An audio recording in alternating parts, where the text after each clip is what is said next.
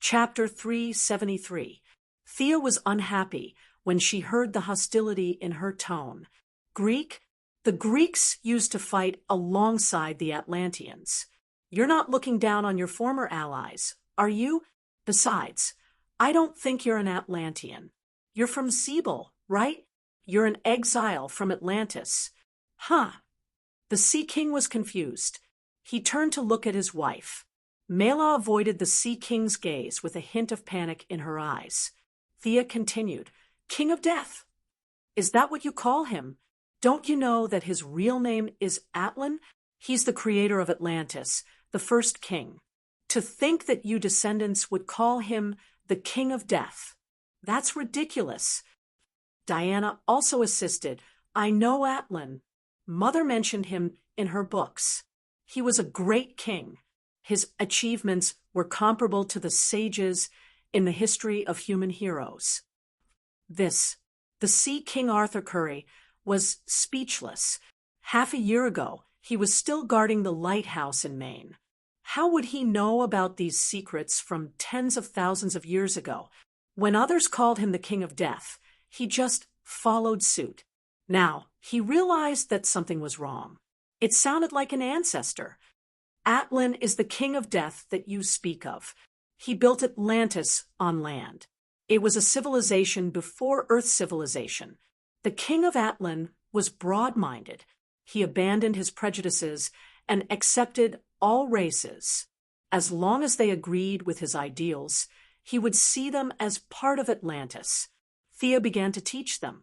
Of course, these things were brought from her memory. Diana knew that she had read countless books and was not surprised. The Sea King and his wife listened with great interest.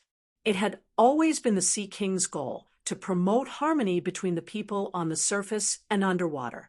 Now that he heard that his ancient ancestors had done the same, a strong sense of recognition surged in his heart.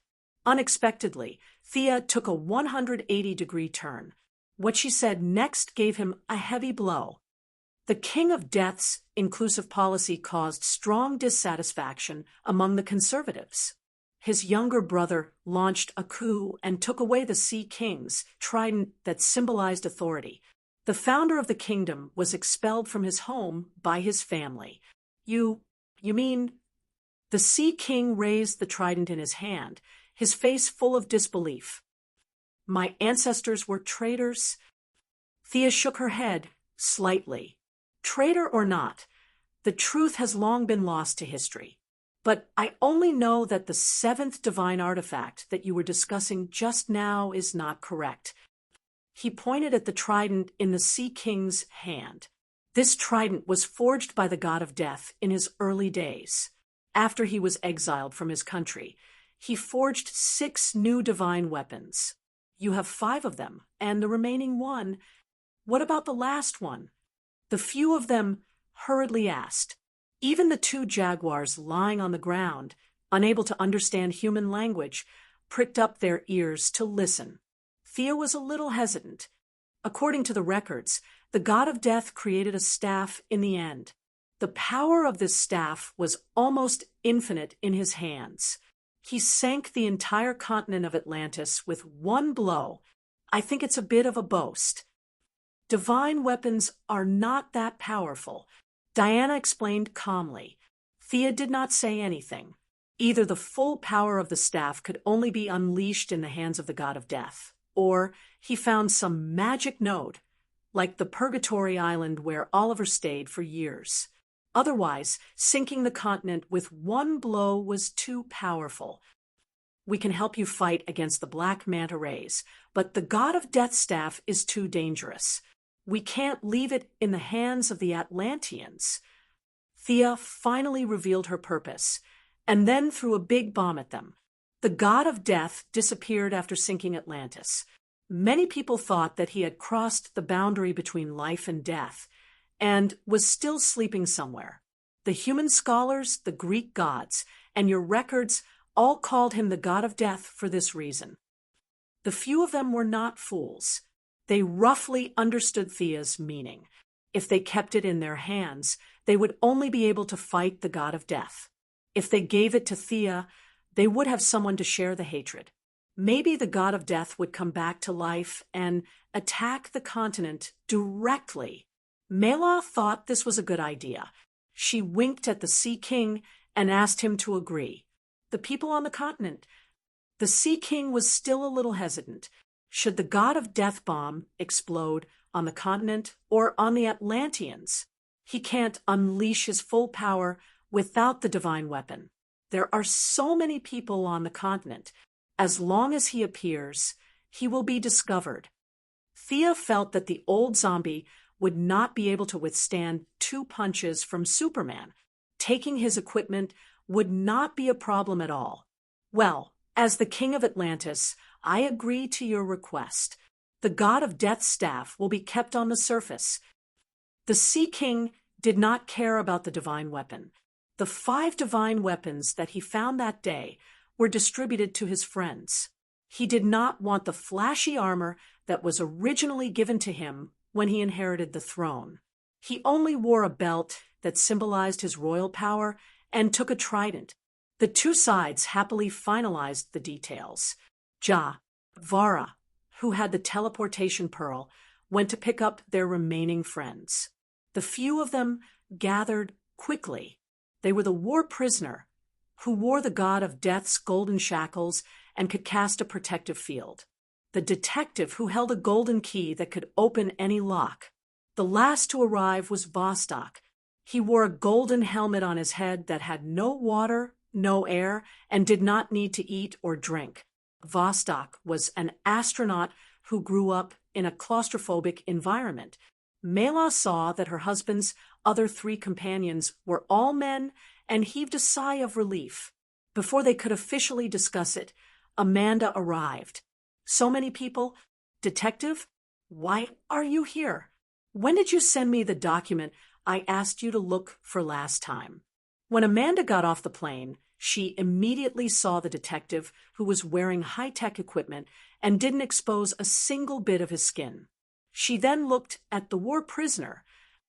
Soldier, which unit are you from? I think I've seen your number before. Thea quickly pulled her aside. Amanda was almost obsessed with rebuilding her suicide squad. She did not need the Panther Girl for obvious reasons. However, Thea had to warn her that the Panther Girl's strength was not something that could be easily manipulated by the likes of the Clown Girl. On the other side, the Sea King also called the detective to the side and asked what Amanda did. The great detective maintained close contact with many organizations all over the world. As for the famous Amanda, he naturally had many dealings with her. He was a little puzzled as to how the Sea King had gotten involved with Amanda, but he didn't hide anything from his good friend and told him everything he knew. A member of the government, the Heavens Eye Society. Although the Sea King had lived on the ground for many years, he had always been uninformed. He did not know anything about the higher-ups. How do you know that, young woman? The detective used his chin to point at Thea, who was talking to Amanda. The Sea King could only tell him about the muddled fight between the 2 groups of people. Chapter 374. After the Sea King finished speaking, he noticed that the detective was deep in thought. Why, is she famous among the humans? I don't have any impression of her. The detective glanced at him. He was speechless at his friend's dullness. Thea had already taken off her mask. How could the detective, who had been active in intelligence gathering, not recognize her? She's a super rich person. I've collected a lot of information about her. If you didn't mention it, I wouldn't have thought that she's a superpower user. How's her combat power? The Sea King was embarrassed when he heard this question. He was facing the fear shock head-on. If Mela hadn't used a large ice wall to keep him awake, he would have been talking nonsense. Now, in front of his old friend, he couldn't say that he was almost beaten to the ground and called for his father. He could only say vaguely, about the same as me. The detective couldn't help but size him up. The Sea King was flustered by his stare, so he changed the topic. Arthur, if you want the people on the surface and underwater to live in harmony, she can provide you with some help. In recent years, she's been making a lot of big moves. The government and the military are behind all of them. The Sea King nodded. It was still too early to say anything. Both the people on the surface and underwater were not ready to accept each other. He still needed to observe before he could make a decision. Not far away, Thea and Amanda had also completed the handover. A few fully armed soldiers carried the Panther Girl, who was tied up like a dumpling, onto the plane. Whatever happened after that would have nothing to do with Thea. If they wanted to ask her for help again, they would have to pay a new price. After Amanda left, the Sea King gave everyone a brief introduction. Next, they would study how to deal with the black manta rays. It's too wet here. Can we talk on my plane? I don't feel safe walking on the ground. The detective interrupted the Sea King. Everyone looked around. The originally deserted tropical rainforest was now a mess after Thea and the Sea King's lightning clash. Ditches were everywhere, and many trees were smoking. A large number of birds and insects were leaving the area in groups. No matter how one looked at it, it was a very messy place.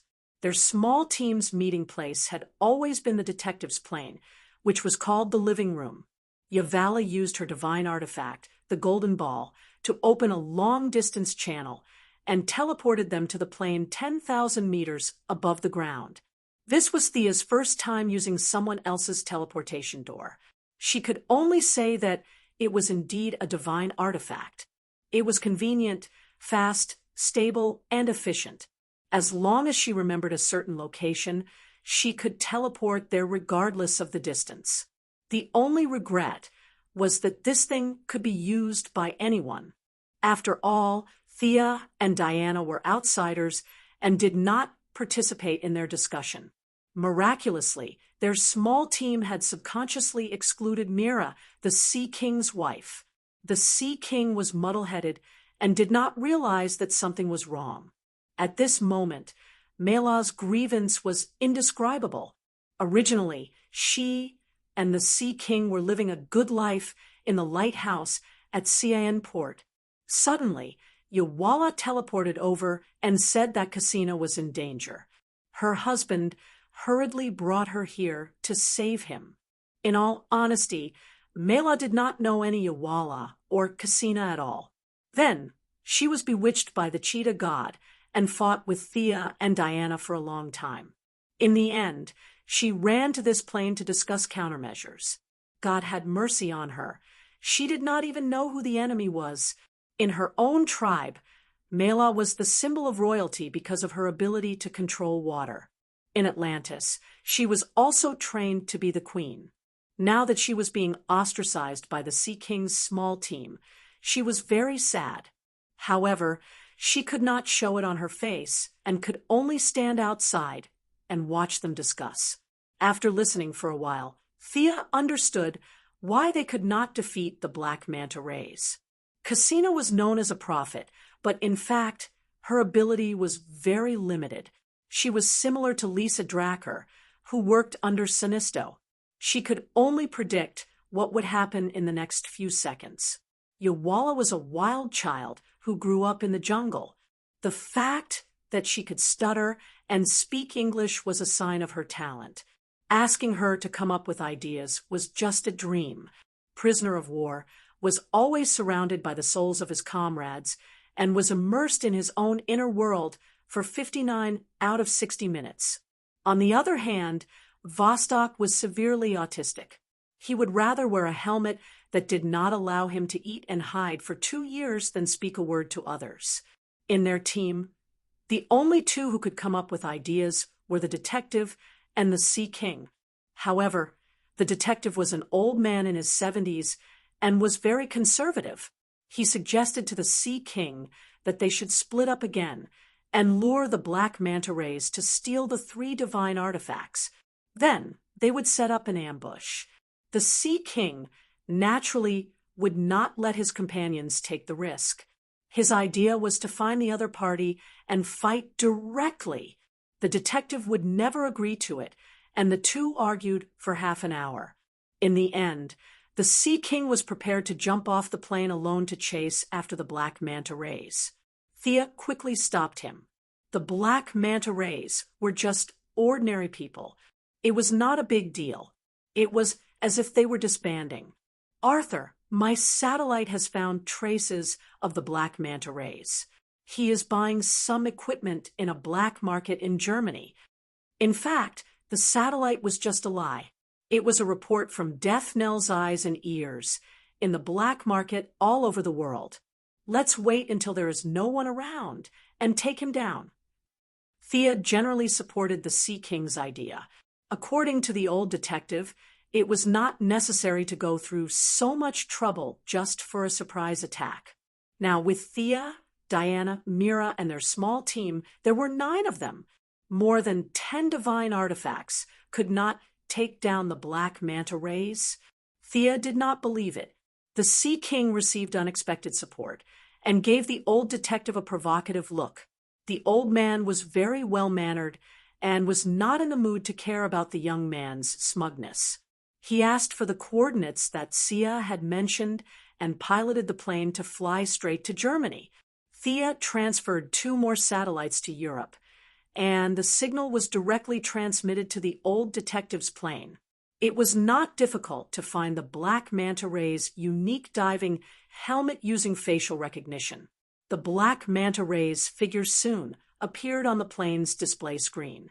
How do we go down to catch him? The few of them scratched their heads.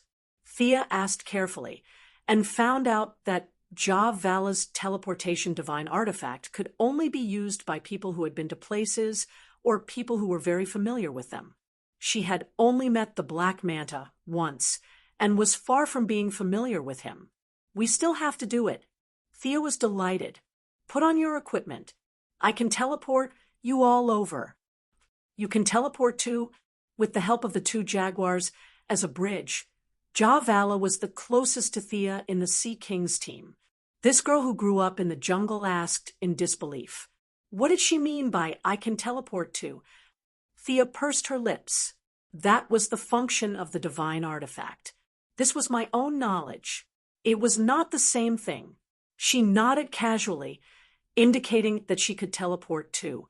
She opened the Eye of Horus and observed the black manta rays 10,000 meters below, looking for the best opportunity to attack.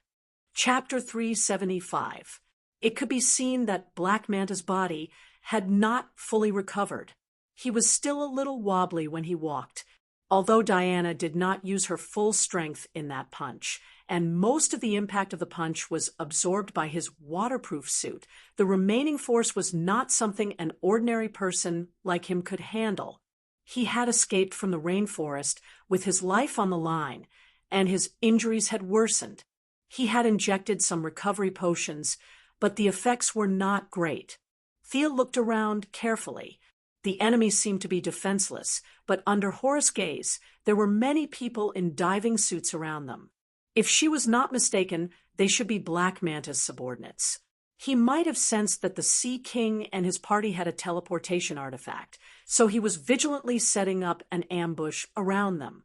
As the Sea King's archenemy, Black Manta knew his enemy very well.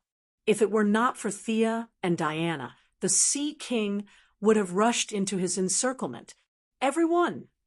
Thea spoke to attract their attention. The enemy has set up an ambush around us. Their ambush is like this. Thea used her magic to draw a sketch in the air, marking out the few hidden enemies. Other than Black Manta, there are a total of 15 enemies. 8 in the east will belong to the 2 of us, and 7 in the west will belong to the 5 of you. Arthur, you and your wife go and capture Black Manta. Prepare your equipment. I will open the teleportation door in a minute. Remember, go through it as fast as you can. Don't hesitate. Sia was really tired of their brainless fighting style. Just like how she instructed her subordinates in her own company, she assigned the specific tasks to each of them. The few of them had no objections to the mission, and the Sea King also felt that it was appropriate for the couple to deal with their old enemies. The old detective was a little dissatisfied, but he forced himself to endure it when he considered her identity. "Let's go." Seeing that they were ready, Thea opened a dark blue teleportation door as fast as she could and stepped in first. The others followed closely behind and walked out in a single file. "Attack! The enemy is here." Black Manta Ray suddenly saw a dark blue portal not far away. He immediately knew that something was wrong and gave the order at the same time as Thea, who had stepped out of the portal. Thea's divine longbow was extremely fast. In the blink of an eye, she shot down 4 men in diving suits. Diana's long-range attacks were slightly slower than hers. She used her lassos to trap 2 men. The other 2 jumped over and knocked them down with a punch. On the other side, the Sea King's 5 companions had also defeated 7 ambushers. Everyone looked at the Sea King, who was fighting. "Don't interfere. This is between me and him." Sea King Arthur Curry even stopped Mira from helping. He was determined to defeat Black Manta with his own hands. Black Manta also realized that this was his last chance for revenge.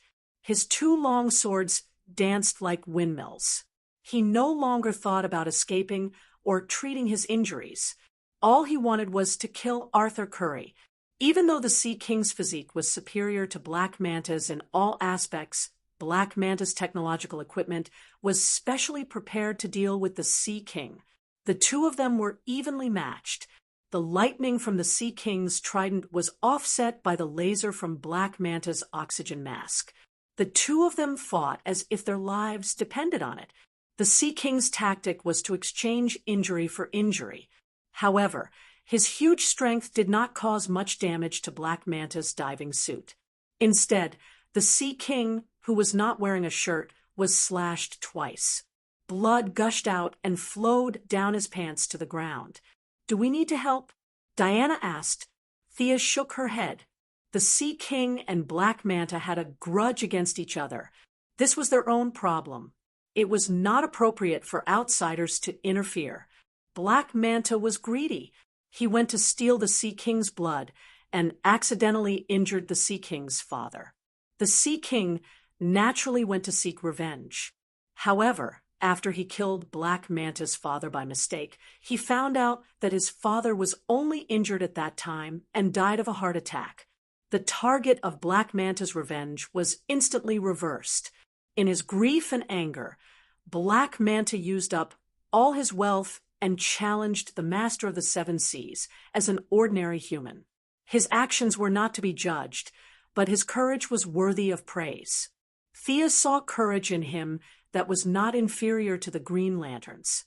It was totally possible for a few people to besiege the Leopard Lady because she was possessed by an evil god. However, if a group of people besieged Black Manta, Thea felt that she had become the villain. It was better to let him and the Sea King fight slowly. The Black Manta Ray gave it his all and found an opening. He used a huge fishing net to trap the Sea King and stabbed him with 2 sharp blades. The fishing net was made of an unknown material. The more the Sea King struggled, the tighter it became. The tall Sea King was trapped in a ball.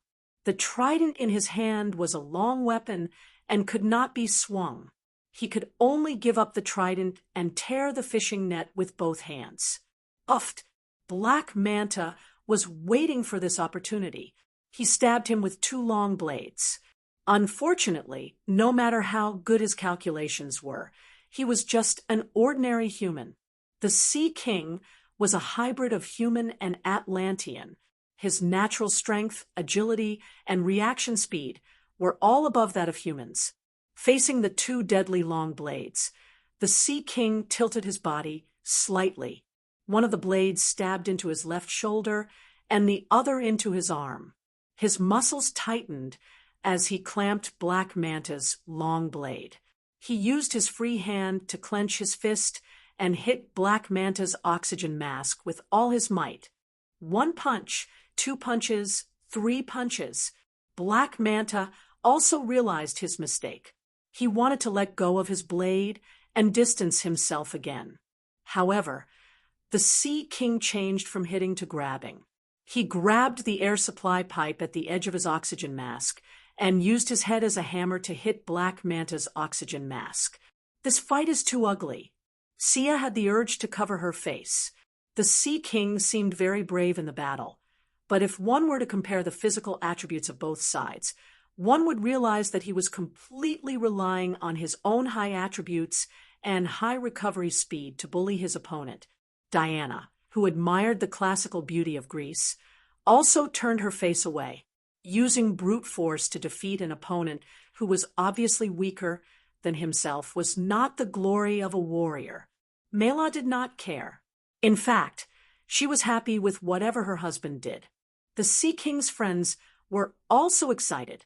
They were just short of clapping their hands to cheer him on. Black Manta was knocked out of his senses. The laser on his oxygen mask fired continuously, hitting the Sea King's face and chest until it was a bloody mess. The Sea King ignored these injuries as if he had gone berserk. He kicked Black Manta to the ground and learned the tactic that Batman used against Bane. Pull out the tube. He grabbed the tube on Black Manta's oxygen mask and pulled it out. With a crack, one of the oxygen tubes was forcefully pulled out. A large part of the oxygen mask was also torn apart. An African man's face was revealed.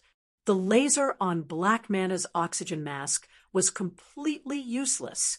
However, he still had a lot of equipment on him. The two of them fought hand to hand. Each of the Sea King's punches caused great damage to him. However, Black Manta was also ruthless. He used all kinds of weapons on the Sea King. Water spikes, brass knuckles, stun guns, ropes with sharp blades. Black Manta used whatever he could grab. In the end, he even stuffed a mini mine into the Sea King's wound. Chapter 376. Boom! The continuous attacks made Black Manta a little dizzy. There was a mistake in the estimation of the detonation time of the mine. Just as it got close to the Sea King's skin, it exploded on his own hand. Both of them suffered a violent impact. Although Black Manta's left hand was cushioned by the diving suit, it was still seriously injured by the explosion. Not to mention the shirtless Sea King. He took half of the explosion. The original 5-centimeter wound was blown into a big hole, vaguely showing signs of internal organs. Don't come over. The Sea King, who was stunned by the explosion, quickly stopped them when he saw that they were about to attack. The enemy was only left with a sliver of health. He could not let them take advantage of him. He staggered to Black Manta's side and raised his huge fist. When he realized that his opponent's diving suit had excellent defense, he attacked his opponent's half-exposed head. Do you admit defeat? How dare you chase after my companion? How dare you offend the dignity of Atlantis? After all, Black Manta was just an ordinary person. He could not take 2 punches and fainted in a daze. Although the Sea King's recovery was strong, he was still in a trance. He was relying on the unyielding belief in his mind to support himself as he punched again and again. Arthur, he has lost consciousness. You are the winner. Mela looked at her husband like a crazy fan, her eyes full of love. I won. Yes, I won. The Sea King, Arthur Curry, stood up with his tall body and raised his right fist. He was enjoying this hard-won victory. Thea saw this scene and clenched her teeth. The Sea King was now covered in wounds. There was a long sword in each of his shoulders and arms. There were also many steel needles, daggers, and other sharp weapons on his body. There was a big hole in his stomach, and a rope full of barbs was wrapped around his neck. The left side of his face was burned by Black Manta's laser. Those who knew would say that Black Manta had many tricks up his sleeves to counter the Sea King. Those who did not know would think that he had gone to play the role of Whitebeard in the war. You beat up an ordinary person who has not received any combat training? You still have the guts to raise your arms and cheer. For the sake of the Death King's staff, In order to maintain a friendly relationship with Atlantis, Thea turned her face away and resisted the urge to complain. The fight was too fierce. Thea waited for a while before the Sea King stopped waving his arms and shouting in a particularly silly manner. Thea guessed that he was most likely too heavily injured to continue shouting. Thea raised her hand and cast a healing spell on him. Although his recovery ability would greatly increase once he entered the sea, Thea was afraid that he would die before he could reach the seaside. Based on the principle of fairness, he also cast a healing spell on the black manta on the ground. He did not have the Sea King's regenerative abilities, and his face was deformed as if he had been run over by a train. Without external healing, it would take at least a year or so for him to recover. Black Manta was securely tied up, and his men were of no consequence. The few of them did not have time to discuss. Vala opened her divine artifact teleportation door and teleported everyone to the beach. Because the Sea King Arthur Curry was bleeding nonstop, his recovery speed was not as fast as the bleeding speed, and he was so weak that he could not speak. After being teleported to the North Sea, Mira gently controlled the water and swept her husband into the sea. The few of them waited for less than half an hour before they saw the lively Sea King reappear in their sight. This guy's regenerative ability in the sea was really fast.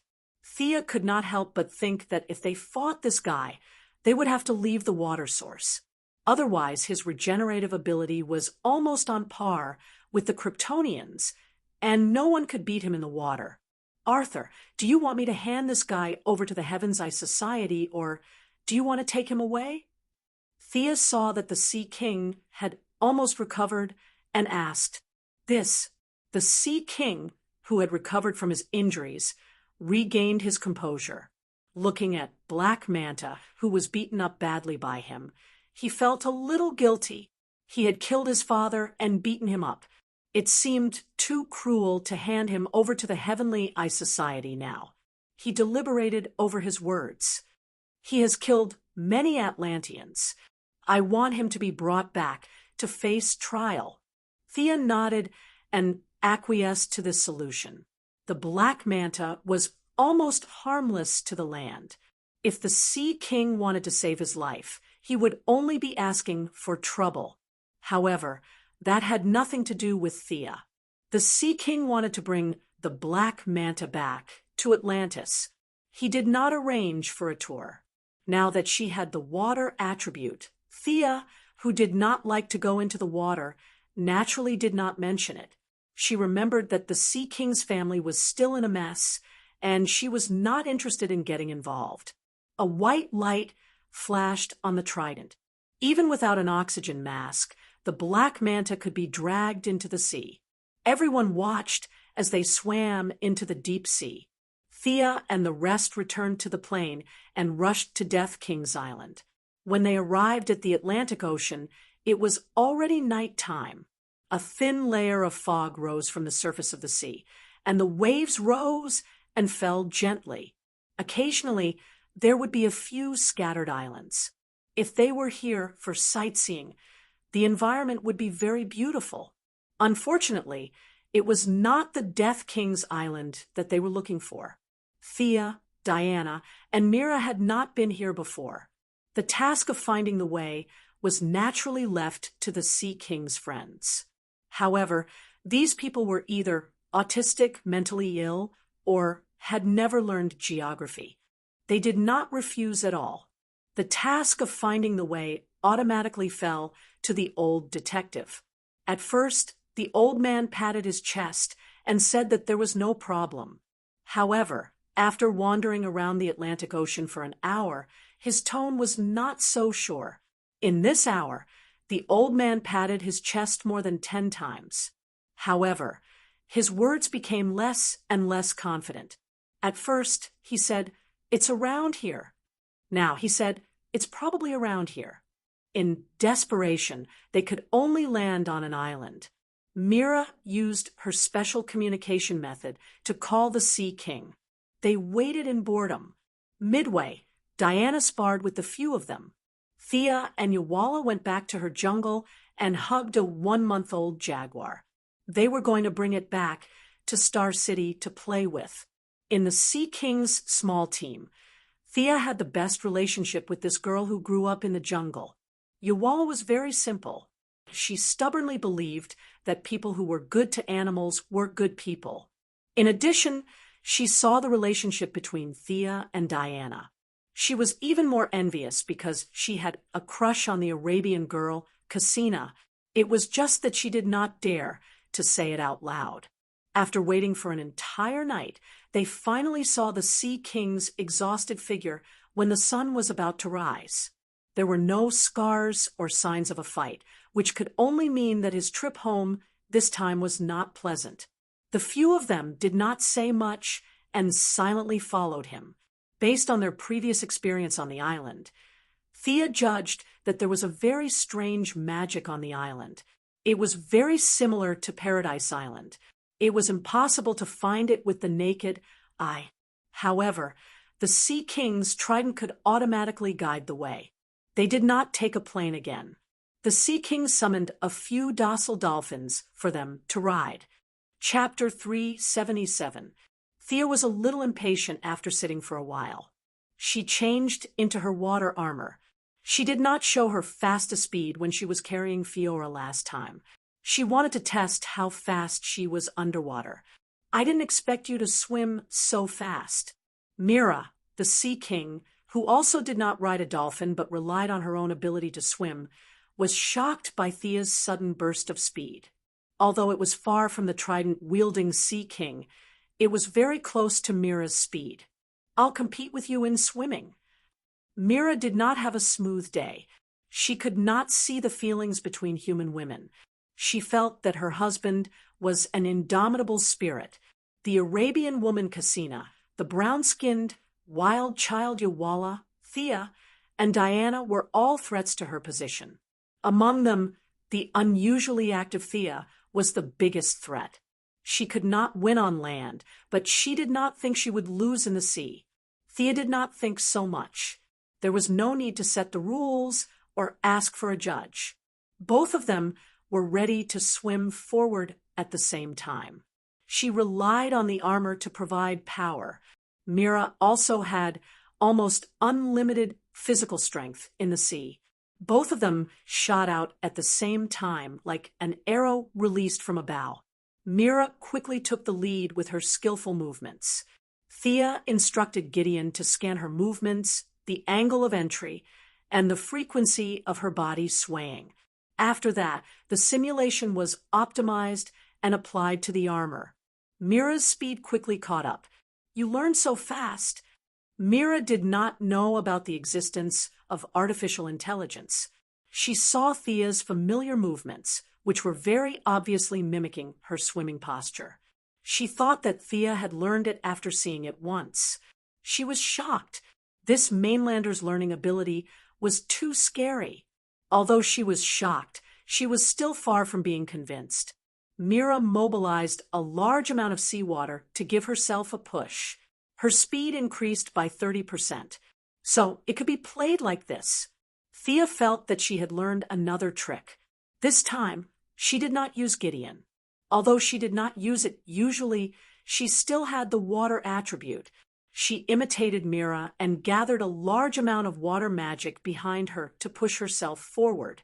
1,500 nautical miles, 1,600 nautical miles, 1,650 nautical miles.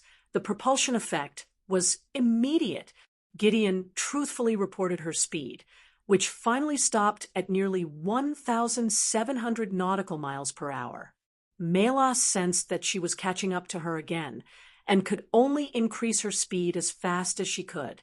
Thea followed behind her unhurriedly. When they reached the Death King's Island and everyone came ashore, Thea was still in high spirits. Mela was so tired that her face was pale. She soaked in the sea alone for a long time before she could catch her breath. You fought with her again? Diana asked Thea softly as she looked at Mela's pale face. No, I was just following behind her.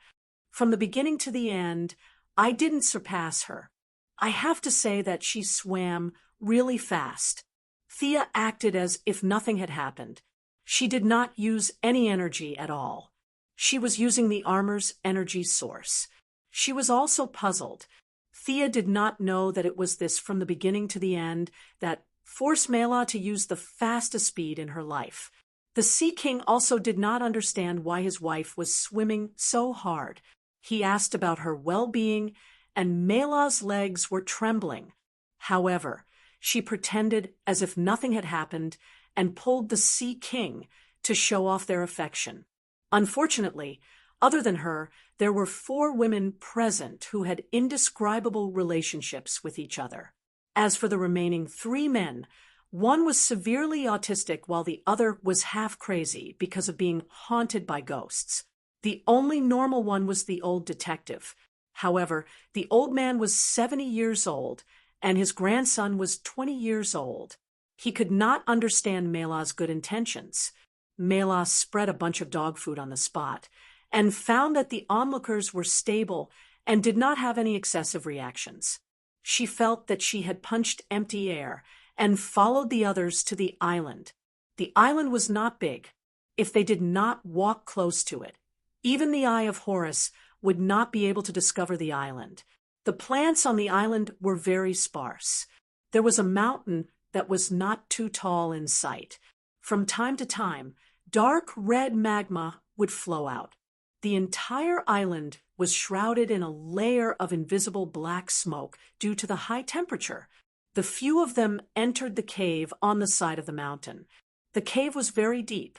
Along the way, everyone seemed to have lost interest in talking and carefully walked deeper into the cave. After walking for an hour through the winding bends, the view in front of them suddenly opened up. A high platform of man-made sculptures appeared in front of Thea. On the platform stood a huge throne.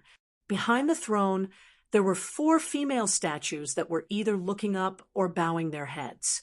The Sea King pointed to the female statues and said, "Back then, the artifacts in their hands were placed on those statues." Thea observed for a while. The god of death had fallen into a deep sleep. This island was just a diversion to hide the news of his death. The layout was not complicated, or rather, the era he lived in was still pursuing the huge amount of magical power. The precision of the use of magic was far inferior to modern magic. You guys find 3 artifacts randomly and use them. Don't release them. I will find the frequency of the resonance, and we can open the secret compartment. Javala took out her golden transmission bead first. Cassina also took out the golden seal that was snatched by the black manta ray. The Sea King raised the trident in his hand. The fluctuations of the 3 artifacts were very similar. Thea used her heart to feel the difference between them. Her hands moved slightly to adjust the resonance of the 3 artifacts. Finally, at a certain point, the 3 artifacts reached a very strange wave band. An invisible breeze swept in all directions. The female statue behind the throne slowly separated, and a golden staff slowly rose from it. The staff was 2 meters long and golden all over. It could be seen that the initial shape of the staff was very similar to a trident. However, later on, the trident was artificially combined into one. The 2 sides were extremely sharp. Upon closer inspection, there was an ancient text engraved on it. This staff was very similar to the staff in a game that Thea remembered, the Golden Staff of Sindorii. Thea looked back at everyone. Seeing that no one had any opinions, she reached out and took the staff. The staff neither rejected her nor took the initiative to cater to her. The sky changed color. The wind and clouds surged, but none of these appeared. Only a faint image was transmitted to Thea. In the image, an old man was betrayed. After that, he created an artifact and returned to his country for revenge. After being betrayed by everyone, the old man angrily hit the magic node with the staff, causing the destruction of the ancient Atlantis Empire. This old man was the god of death, Atlan. Thea compared it with her memory and sighed. It was a pity. He had a good idea to eliminate war and accommodate all foreign races. However, he was betrayed by his family and turned from a great hero to a devil in an instant. Just as Thea was about to carefully study the functions of the staff, she heard a loud shout. "People from the surface, put down the treasure in your hand. That is the sacred artifact of Atlantis." A large group of strangely dressed soldiers surrounded a young man holding a halberd and wearing a finned helmet walked in. Chapter 378. Where did this retard come from? Call it and see if it will answer you. Thea's strength had increased now, so she was not as cautious as before. Since the other party was rude, she would fight back. "People from the surface, you..." Before the young man with the helmet and halberd could finish his sentence, Thea turned her staff around and a dark golden lightning shot towards him. He didn't know what was real and what was not, so he cautiously dodged the attack. However, he underestimated Sia's combat experience. Just as he raised his leg and took 2 steps to the left, he saw a sharp spike suddenly rise from the ground. Coincidentally, it was aimed at his indescribable thing. The young man was shocked. He no longer cared about his demeanor and directly fell back, avoiding this fatal attack. The spike avoided the greaves at a tricky angle and cut a big wound on his inner thigh. Blood was dripping. A few of his subordinates quickly helped him up. "Let go." The young man was very unhappy. His helmet had also fallen off, revealing a somewhat dignified face. His originally flashy clothes were now covered in mud because he fell to the ground. The leg guards on his cloak were also stained with blood. His originally arrogant aura had been forcefully reduced by half. "How dare you attack me?" The young man gritted his teeth and said. Thea replied scornfully, "Retard." The staff in her hand accumulated energy again. This was not a game. It was impossible to tell the user the attributes of a piece of equipment. The specific functions of the staff needed to be tested. "Stop, all of you stop." The Sea King Arthur Curry stood in the middle and stopped the 2 sides from continuing to fight. Seeing him jump out to be the leader, Thea went with the flow and continued to study the staff. This young man appeared here. He was wearing a fish helmet and holding a halberd. Combined with the strange soldiers behind him, it was not difficult to guess his identity. See Lord Amu, Arthur Curry's half-brother, and his most direct competitor for the throne. The 2 brothers were very similar to Thor, and Loki from Marvel Next Door. The only difference was that the older brother was a mixed blood, while the younger brother was a pure blood. At Marvel Next Door, the older brother was a pure blood, while the younger brother was a mixed blood. There were too many similarities. The elder brother was reckless, and the younger brother was cunning. The elder brother didn't want the throne, but the throne automatically fell on his head. The younger brother wanted the throne, but he couldn't get it no matter what. Thea scoffed at this kind of melodramatic love and hate. As long as the other party didn't provoke her, she wouldn't meddle in other people's business. "Amu, you're following me." The Sea King wasn't stupid. He immediately figured out the cause and effect. Amu pointed at Sia, and with a swipe of his finger, he included a large group of people. "Arthur, you actually gave all the artifacts of Atlantis to these surface people. You don't deserve to be called the ruler of the 7 seas." Thea looked at him with a smile and didn't say anything. Originally, only Diana was standing beside her. But now, due to Amu's aggressive actions, a few of the Sea King's companions instantly stood on his side. They didn't care about the divine artifact, but Amu wanted to take it back just like that. Nobody could tolerate it. Mara hesitated. Amu wanted to steal her husband's throne, so she couldn't support him. She looked left and right, but there was no other choice. She also stood on Thea's side. The negotiation between AMU and the Sea King broke down after a few words. In his heart, Sia was only powerful because of the artifact. The few surface people were like weak chickens in his eyes. He waved his hand and commanded his subordinates, "Kill those surface people. The artifact must belong to Atlantis. Don't hurt them." The Sea King Arthur Curry hurriedly shouted. In fact, he was afraid that Thea and the others wouldn't hold back their strength. The soldiers in front of him were all his people. AMU misunderstood the subject of his sentence. He thought that his wild brother was worried about his friends. He grinned and held his halberd, wanting to entangle the Sea King. But after the two brothers exchanged 2 blows, he realized that something was wrong. He saw his subordinates rushing forward in a hurry. Then they were beaten back as if they were riding on clouds. Screams of pain could be heard endlessly. The Atlantean armor that usually had excellent defensive capabilities seemed to be non-existent. A few of his subordinates were sent flying dozens of meters away. There was a hint of misery in their screams. "Are you kidding me?" AMU stretched his neck and looked to the side while he was fighting. The one-sided situation that he had predicted had indeed occurred, but it was his side that had the advantage. He saw a valiant woman holding a sword and a shield send his elite guards flying one by one as if she was throwing rubbish. Only his guard captain lasted 3 moves, but Diana also took special care of him and broke one of his legs with a kick. The guard captain, who used to be extraordinarily brave, was now hugging his leg and howling in grief. These guys aren't strong. Diana told Thea the truth. In her eyes, these guys were not much stronger than the German devils she fought before.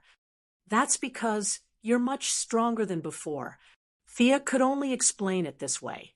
In her eyes, these elite Atlantean soldiers were quite powerful. She could easily take out tens of thousands of them and beat up the armies of other countries. The only flaw was that only a small number of soldiers could fight in the water. These small number of soldiers had to bring special breathing equipment. Otherwise, they would not be able to fight. Regardless of whether Atlantis leaders wanted peace or war, their bodies were no longer suitable for living on the surface. Conquering the land and restoring the glory of the past was just a dream talk. People on the surface are so powerful. This woman is Greek. Amazon? AMU almost broke down.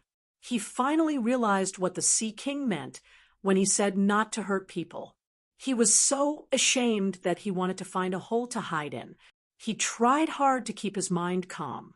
Then he carefully observed Diana's appearance and equipment. There was no doubt that she had a full set of divine weapons. However, the forging style was obviously different from the Atlanteans. Unlike Arthur Curry, who was a wild child, AMU and even Mela were members of the royal family who had received strict education. It was true that AMU was arrogant, but he still had a basic sense of identification. After careful observation, it was not difficult to notice the difference between Diana's appearance and that of the current humans. "Take your men and leave this place now."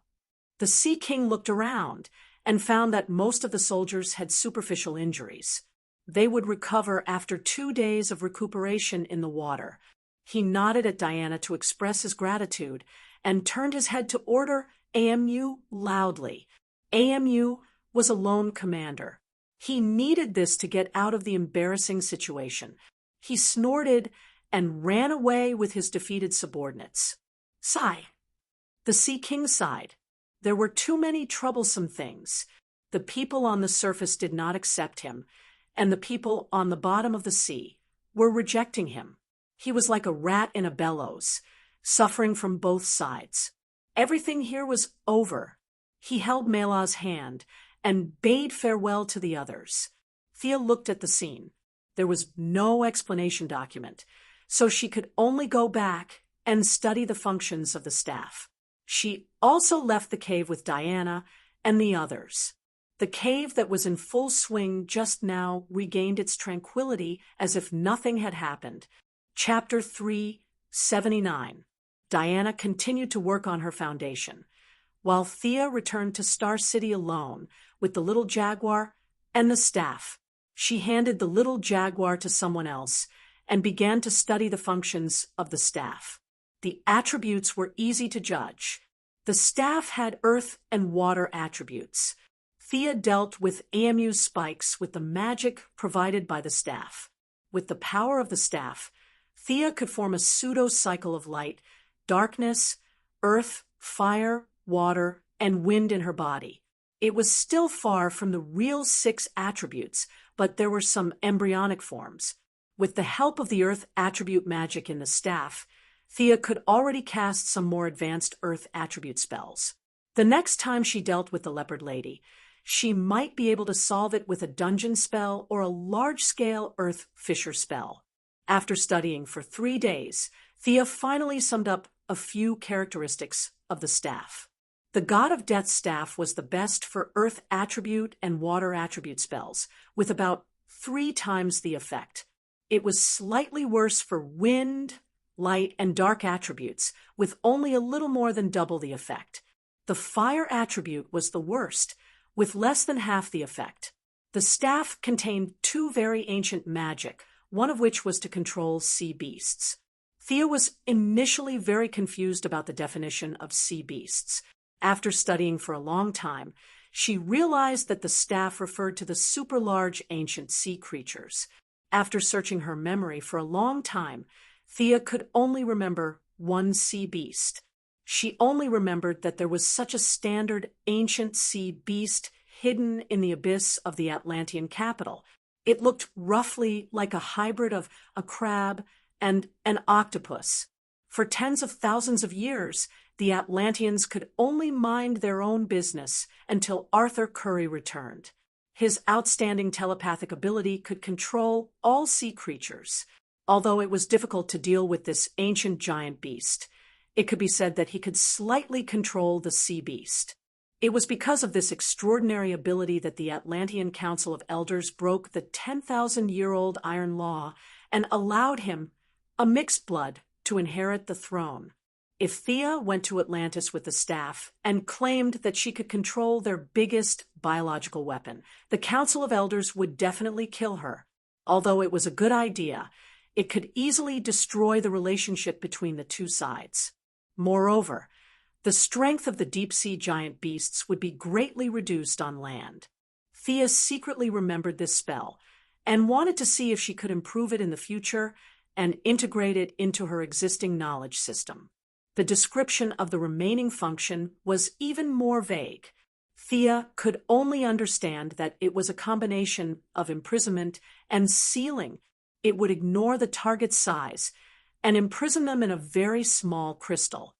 There was no information on whether there was a limit to the target's strength or how long the imprison could last. Maybe the God of Death, who made the wand, would know, but this guy didn't leave any information in the wand. Thea had no choice but to run to the poison ivy's greenhouse in the metropolis. She tried to find a bunch of plants for a long time, but it was completely ineffective. Was the level of the plants too low, or did the confinement spell have other requirements for the target? There were too many options, and Thea couldn't figure it out in a short time. In the experiment, Thea found another function that wasn't really a function. This wand was different from the wands used by modern wizards and wizards. It was also a weapon. When waved around, it would create a strong wind. If hit, it would kill. If touched, it would be injured. Poison ivy's man-eating plants were enough to prove this point. Boss, do you have a grudge against my plants? Poison ivy's eyelids drooped as she said, helplessly. As the number of interactions increased, Thea also revealed her true colors. She found that Thea was younger than herself by 2 years. Poison ivy was no longer as afraid of her as before and could even joke with her from time to time. I'm doing a little experiment. All right. Have you found the things I asked you to collect? Seeing that she had destroyed a corner of Poison Ivy's greenhouse, Thea was a little speechless. The new weapon that she had obtained was more like a hammer than a wand. She had strengthened it many times, otherwise, ordinary people on Earth wouldn't be able to handle this ancient Atlantean artifact. When it came to business, Poison Ivy became a little more serious. Billy Batson, I've already approached this child. His hair and blood have been collected quite a bit. According to your request, every time I talk to him, I've recorded it. I've also entered the original audio file into the main control computer. Boss, what's the use of this child? You didn't allow me to bewitch him. That child is too childish. I'm just chatting with him. It's really boring. Poison Ivy said with some confusion and some pride. It's just a casual move. Thea said lightly. Billy Batson, the future superhero Shazam. She said that it was a casual move, but in fact, this was her real purpose. Shazam and Black Adam were the only two mortals in the world with abundant divine power. However, this divine power was not cultivated by them, but was given by a ritual. When Shazam received the power, he could instantly contend with Superman. This was something that Thea had been envious of for many years. However, absorbing their divine power was not enough. Thea needed to spend a lot of time to artificially downgrade the given divine power into her own magic power. When her magic power reached the peak, only then could she transform it into divine power, a divine power that belonged solely to her. The old wizard, Shazam, was born 9,000 years ago. He was originally a shepherd boy. After receiving the blessings of the gods, he became the first Shazam. In the magic desert era, after the gods retreated, he thought that he was a true god. Unfortunately, he only had power but not vision. He thought that he was the guardian of the world, but in fact, he had done countless foolish things. Pandora was like that, Black Adam was like that, and Billy Batson was also like that. He chose Billy Batson as his successor. As long as Billy shouted out the two words Shazam, he would be able to obtain Superman's power. His standard for choosing his successor was extremely vague. The most virtuous person. How could there be a virtuous person among humans? This was just a beautiful goal, an impossible moral standard. The old Shazam, who was a shepherd boy, slapped his thigh and came up with such a standard. Although it was a melodramatic standard, at least there was a standard. Then, how did the old Shazam choose his successor? He cast a wide net and searched the whole world. When he found one, he saw if he was suitable, brainwashed him, and let him go. He searched again and repeated the cycle again. The Heaven's Eye Association found thousands of people who had lost their memories.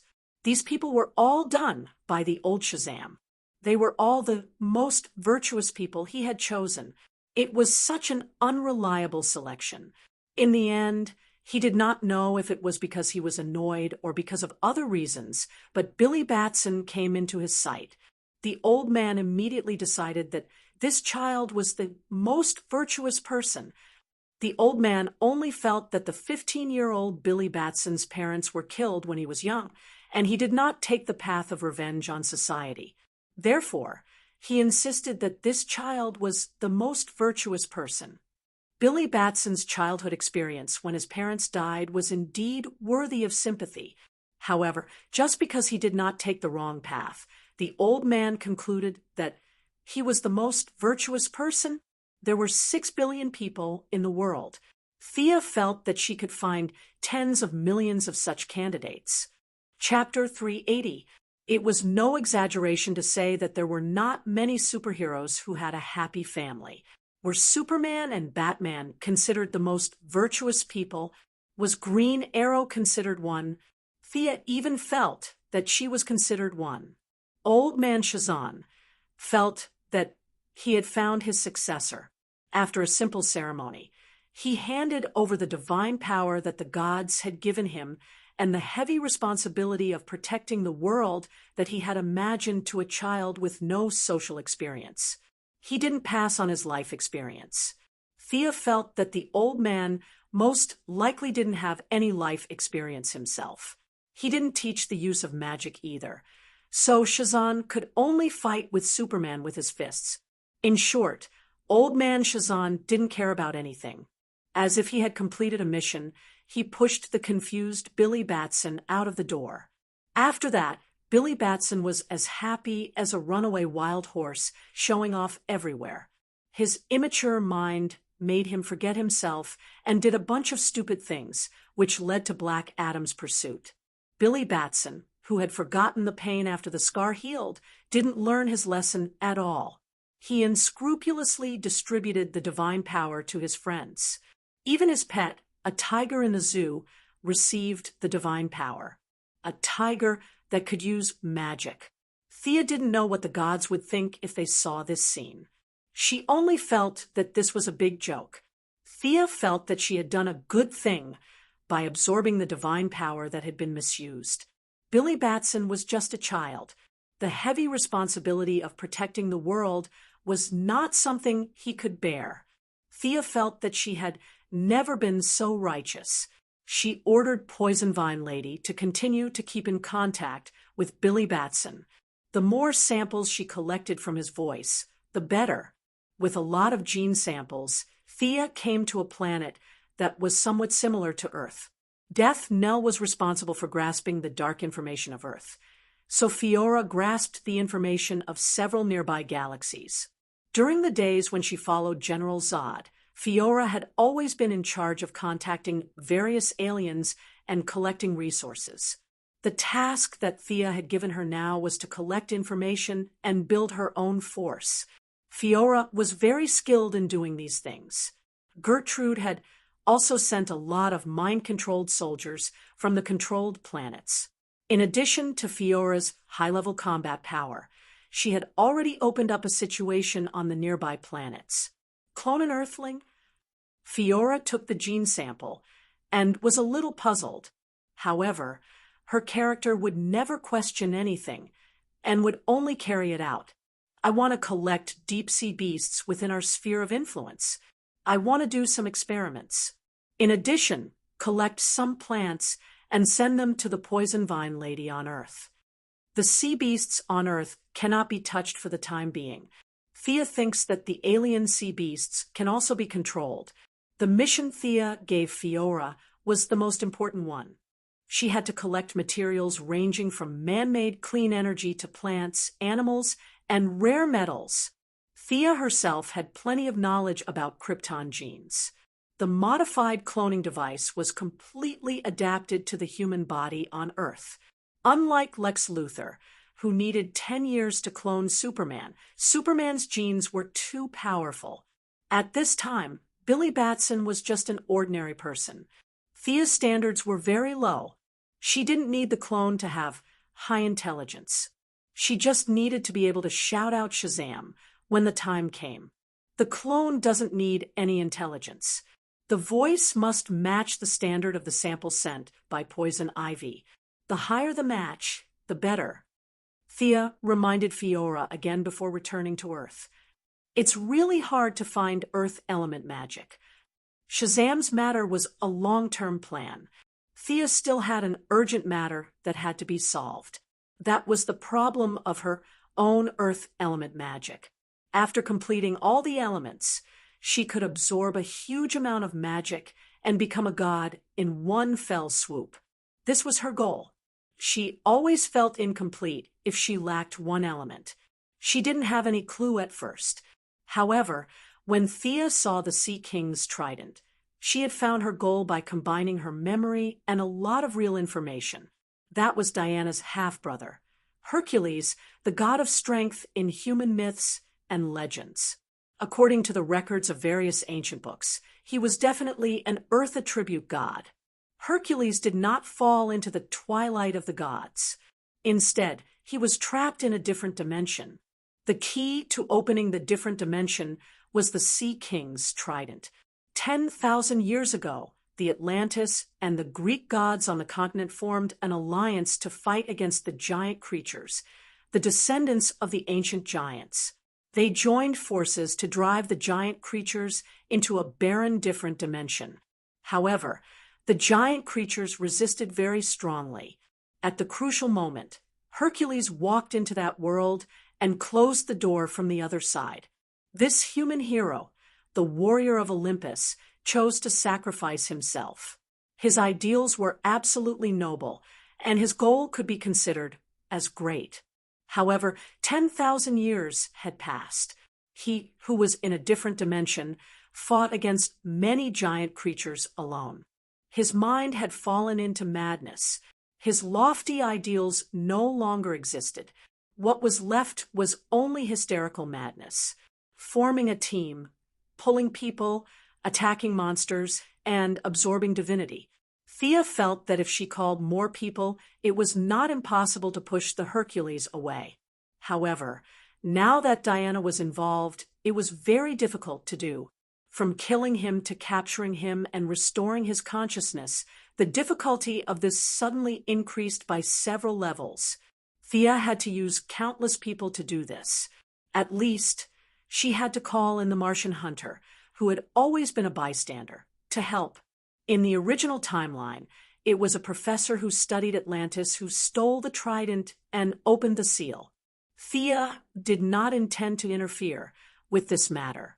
Hercules was released, and the giant creatures that were sealed with him would all be released.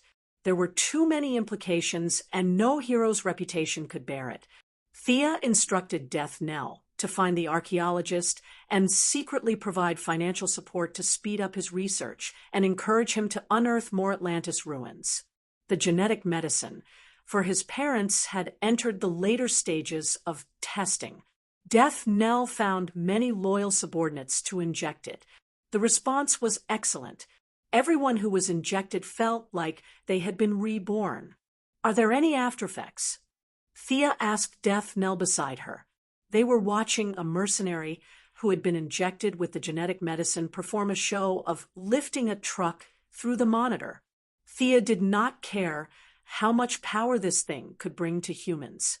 Longevity and no aftereffects were what she valued the medicine for. Currently, there are no aftereffects.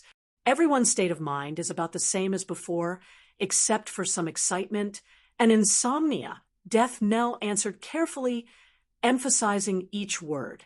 Thea looked at his expression and said casually, "Are you afraid that these people will surpass you?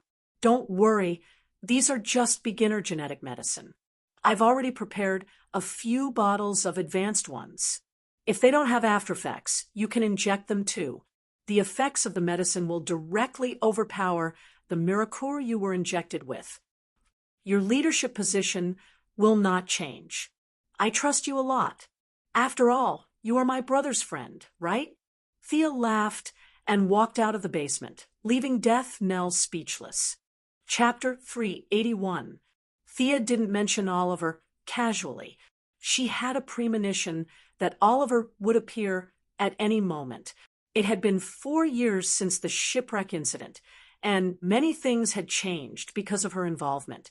Thea wouldn't be surprised if the green arrow popped up in the next second. The gene concoction still required further observation of the various parameters of the test subjects. Thea also wanted to wait for Oliver to return before gathering everyone together to inject the gene concoction. Otherwise, everyone would have to explain everything at length, and it would be troublesome just thinking about it. The metropolis gradually calmed down, and everything seemed to be going in a good direction. Thea was busy with her experiments. Luther continued to hide in the dark, planning something, and Superman worked while doing good deeds. From fighting criminals to rescuing stray cats, there was nothing he didn't do. From time to time, he would do something fun with Louise Lane, and the world seemed to have settled down. Sister Thea. The one who rushed to the lab was Thea's first disciple, Damian Wayne. Because of Shadow's ambiguous relationship with Oliver, she wasn't officially his disciple. At most, She was just acting as his disciple. Plus, she had a good foundation, and with a little training, she became a hero. Now, Shadow worked with Thea every night to fight criminals. The only one left to learn from Thea was Damien, the naughty child. The two were very familiar with each other, and even Diana had seen Damien before. Thea never put on airs, and she would usually chat with Damien happily. To some extent, the two's relationship was better than Damien's relationship with his strict parents. Thea ignored Damien's yelling and continued with her experiments. The super gene optimization fluid was basically complete. According to her calculations, the molecular gene concoction, which was stronger than death knells, was about the same as Captain America's super soldier serum. However, the amount was too little. After all, it wasn't appropriate to always draw blood from Fiora. Thea was still waiting for the final experiment results before she could inject it into her parents. Jason is dead. Damien grabbed her arm and shook it hard. Thea's eyes were fixed on the liquid in the test tube. She subconsciously replied, "Oh." After 2 seconds, her thoughts were pulled back. Jason? The one beside Batman. Dead. Damien nodded his head painfully and looked at Thea with anticipation. "Hey, don't even think about it. I can't bring the dead back to life." Thea guessed what the kid was thinking. "Are you kidding me? Resurrecting the dead? If I was so strong, why would I study medicine?" Damien had learned magic from her for more than a year, and he knew the difficulty of resurrection. The level involved was too high. He couldn't help but sigh, and his little face drooped. Jason Todd's ideas were similar to Damien's. Both of them didn't agree with Batman's principle of not killing. He was one of the few people in the Batcave who could talk to Damien. Jason Todd. Thea listened to Damien's story and thought of the young man she saw that day. He was stubborn, confident, and unwilling to admit defeat. Now that a bomb had taken the life of such an outstanding young man, Thea sighed. It was fine if she didn't know, but now that she knew, she had to pay him a visit no matter what. After opening a portal that led directly to the Batcave, Thea pulled Damien and walked in. There were many familiar faces in the Batcave. The 3 old men, Old Gordon, Old Butler, and Old Fox were all there. Nightwing Dick Grayson, Batgirl Barbara Catwoman, and Talia were also standing or sitting nearby. When they saw Thea and Damien walk out of the light screen, they just nodded slightly and didn't have the mood to talk. Batman's tall figure stood alone in the dark. Just like Luthor didn't need pity, Batman didn't need comfort. Thea didn't say much. She just lifted the white cloth on the platform. The body had obviously been cleaned up. The blood and dust had been washed away, but the bruises on the body were still a sign of the abuse the body's owner had suffered when he was alive. Their originally scattered gazes followed her movements and gathered on Thea. After all, she was one of the few extraordinaries in the world. Even Batman, who was originally standing straight, turned his head and looked at her expectantly. His situation is very strange. I don't think he's completely dead. That's the only way I can describe it. Thea examined the body repeatedly and came up with this plausible conclusion. Jason's heart has stopped beating, but his brain is still resisting the illusion. In other words, his body is dead, but his brain is still alive. However, this time will be very short. If he realizes that everything in the outside world has ended, then he will die at any time. Thea crossed her arms and said thoughtfully, "Do you have a way?" Batman asked anxiously. Thea didn't answer directly. She took out the most advanced medical cabin from the dimension ring. According to Gideon's estimation, the medical cabin's technology was at least 70 years ahead of Earth's current technology. A few idlers quickly came up to help. Wiring, electrifying, testing, and a series of tasks were completed. Only then did the bruised Jason Todd enter. scanning and formulating a medical plan. Although Batman's mind was in a mess, he forced himself to calm down and discuss the plan with her. The two quickly agreed on a plan. The medical cabin's shield closed, and the four mechanical arms began to work quickly. Batman saw Jason enter the medical cabin and seemed to have some hope. He quickly asked Thea what happened after that. However, Thea didn't say what he wanted to hear. The situation is very complicated. His heart has stopped beating, but his consciousness hasn't dissipated.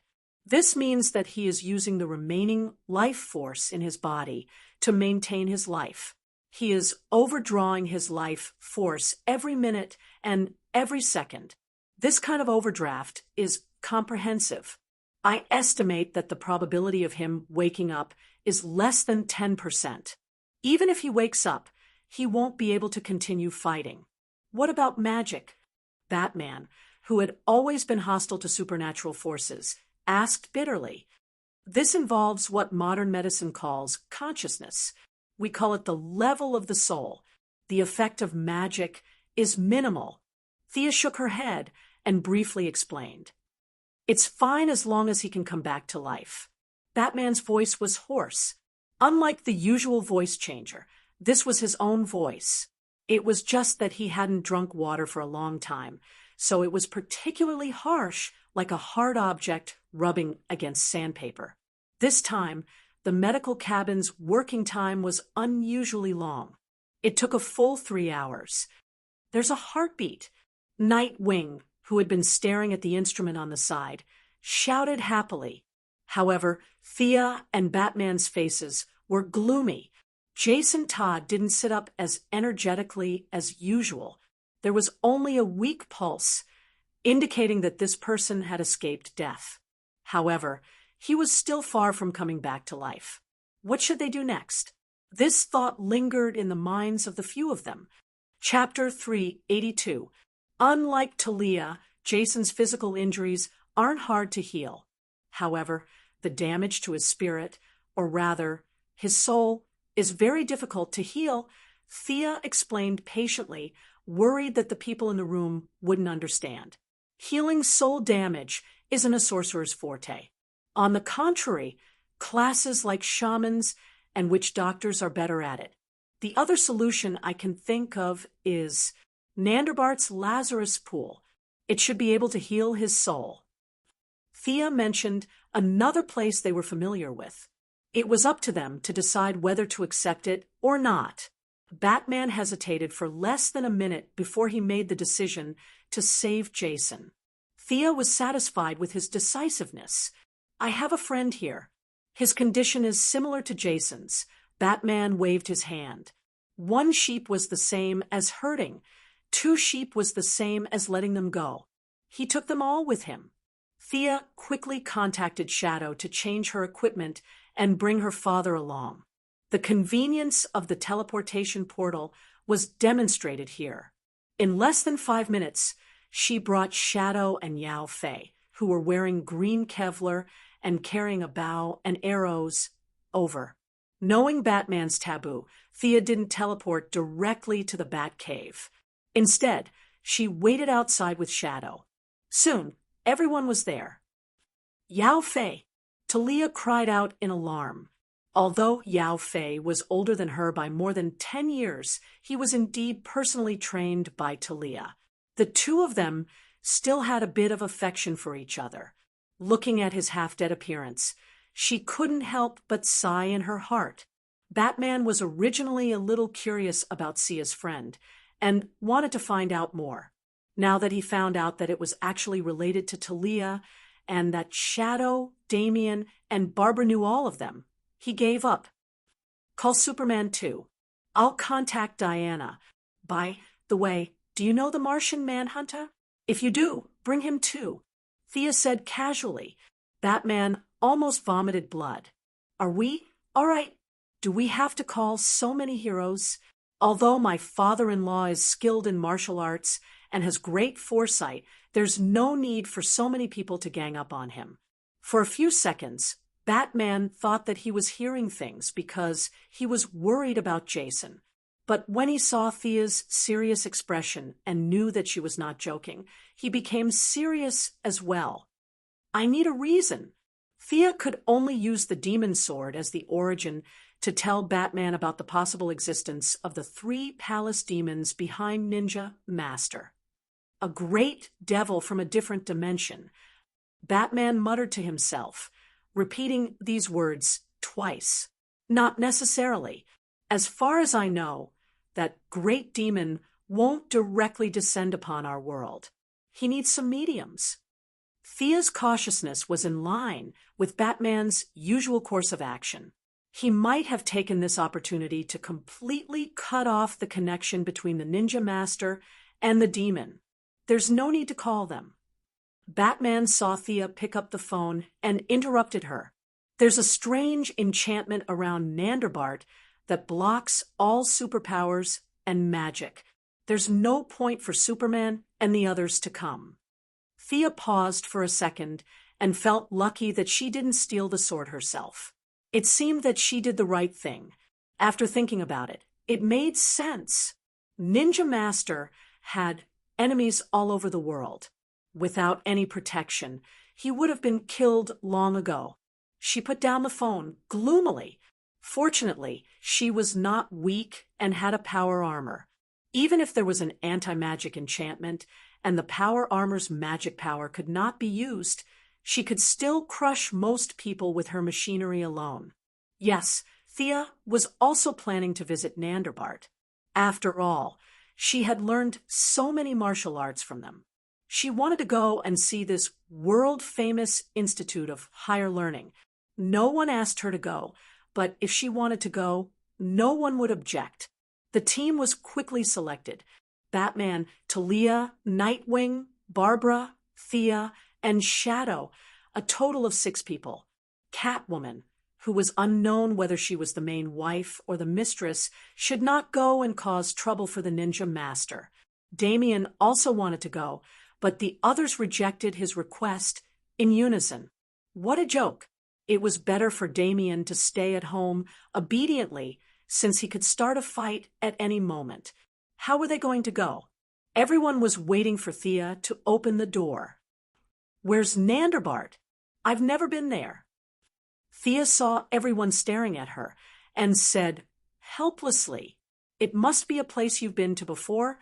It must have a certain impression, right? Batman asked 7 or 8 questions in a row. Thea was speechless. This guy was using the opportunity to get information again. You're good if you can analyze it, but it's impossible for Thea to say it herself. Without answering any questions, Thea asked for the coordinates. Then she gestured for the others to wait and flew out of the atmosphere. Nanderbart was in the Middle East, while Thea and the others were in Gotham. They were separated by an entire Earth. Her X-ray vision could see them in a straight line, but it would take too much effort to see through the entire Earth. According to Batman's coordinates, they quickly found a valley. However, when Thea was about to look inside, she felt an obscure energy wave blocking her vision. Ninja Master's setup was different from the Heaven's Eye Society's setup. Thea felt that it was different, but the effect was to block all unnatural forces. She remembered that in the original plot, Barry Allen ran to Nanderbart and didn't feel anything strange when he rescued the Green Arrow team. However, after that, his speed was blocked in the Heaven's Eye Society. Perhaps the level of the shield was not high enough, or there was something like a switch. Thea didn't think too much about the future.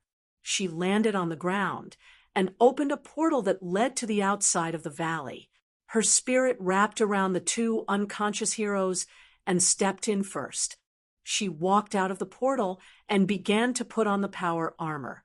When everyone else came out, she removed the spirit of the 2 heroes and carried them on her back for the rest of the journey.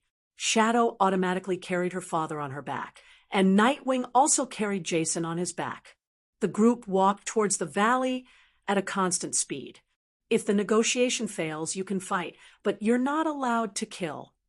Batman walked at the front and said without looking back, Nightwing, Barbara, and Shadow, who didn't dare to talk to Batman, nodded at the same time. Thea and Talia had different thoughts, but they didn't directly refuse. "Batman, what are you doing here?" The old ninja master, dressed in fancy clothes, walked out of the shadows on the side. As if he didn't see his daughter, he only looked at Batman, who was walking in the front. He knew Batman's true identity, but he didn't intend to reveal it.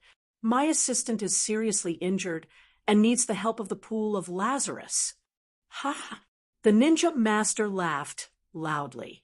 When Thea felt that the old man was acting a little too much, he stopped laughing. "I said before that as long as you accept the position of the demon leader, everyone, including me, will listen to your orders." After that, the ninja master stared at Batman carefully. "I refuse." Sure enough, Batman gave him a reply that he had expected and made sense. The negotiation failed in just a few sentences. Thea felt that the two understood each other very well. The conversation was just a formality, and no one expected to move the other with words. Chapter 383. Attack! Attack! Both of them shouted at the same time. Batman threw darts at the ninja master. Hundreds of assassins from the League of Assassins appeared around them and pounced on them fiercely.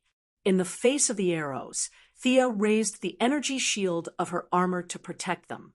She was very relaxed. She was ready to watch this rare battle between father and son-in-law. Lex Luthor could create an energy shield. With so many extraterrestrial technologies to learn from, it was too easy for Thea to create this thing. This shield was useless against the Sea King and Superman, but against the ordinary people from the League of Assassins, it was too powerful. Powered by the White Dwarf, the entire shield was huge and thick. A few of the Assassin League's minions who were charging at the front were slightly shocked. However, this group of people had always been trained to look down on technological weapons. They raised their large swords and slashed at the energy shield.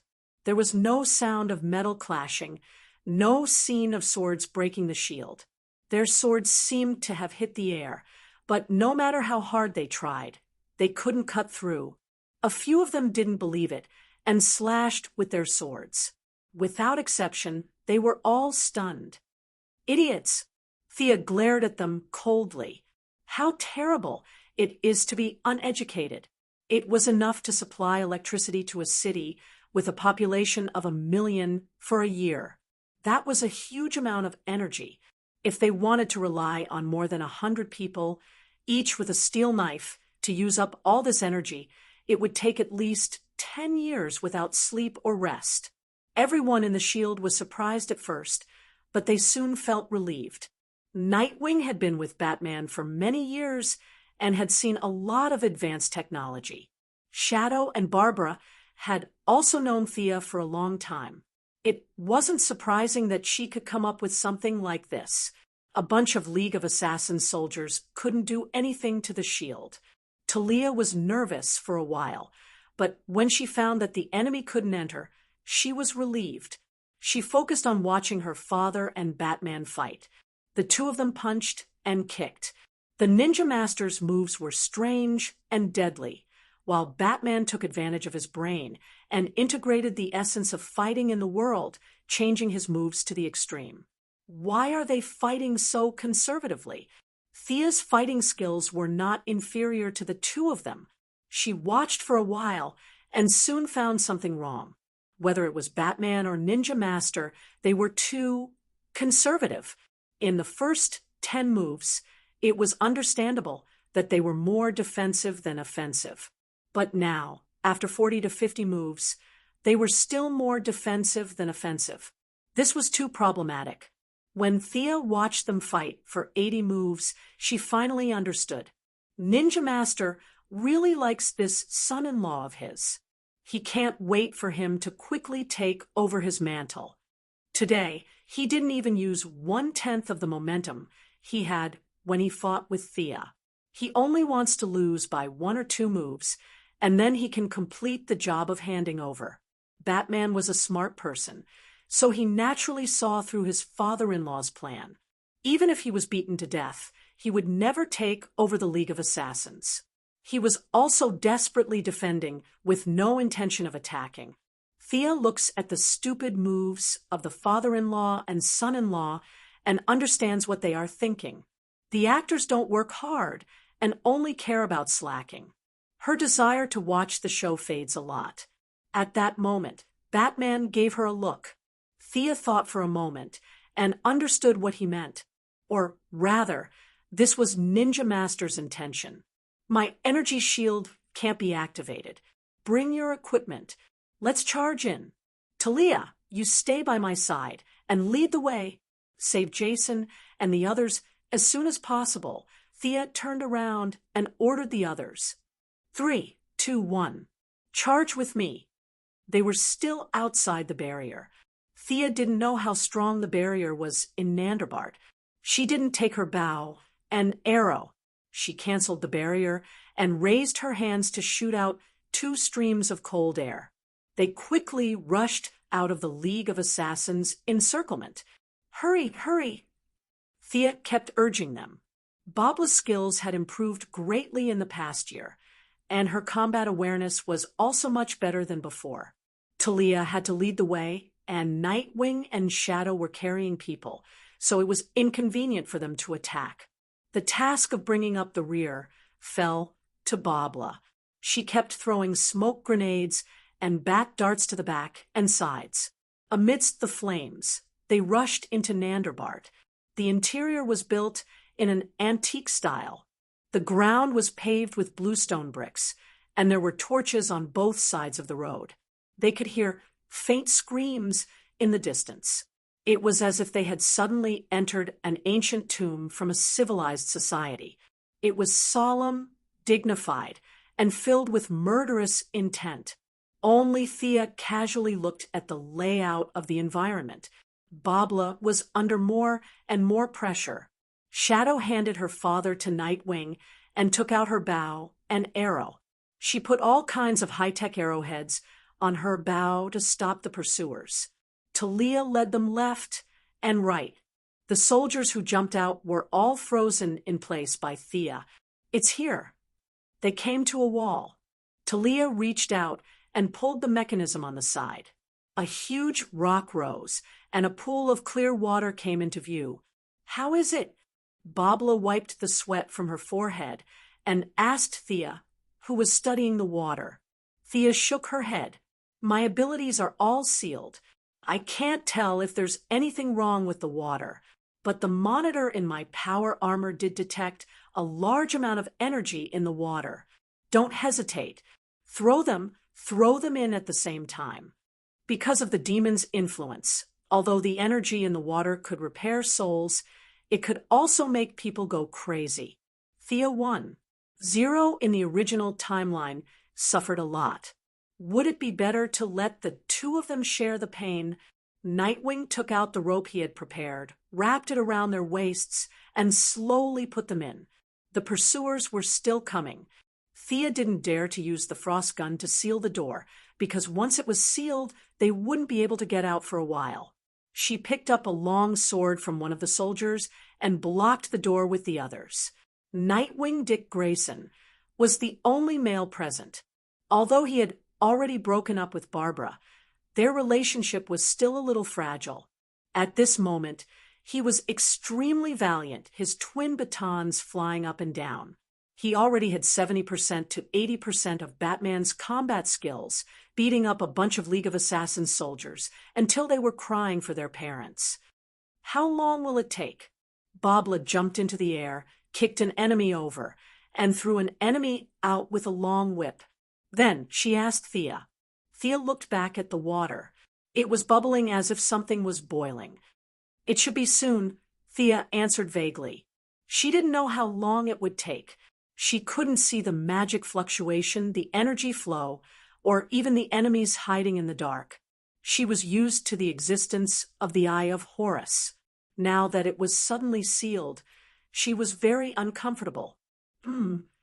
Thea just thought of the Eye of Horus, and suddenly found that her vision was restored.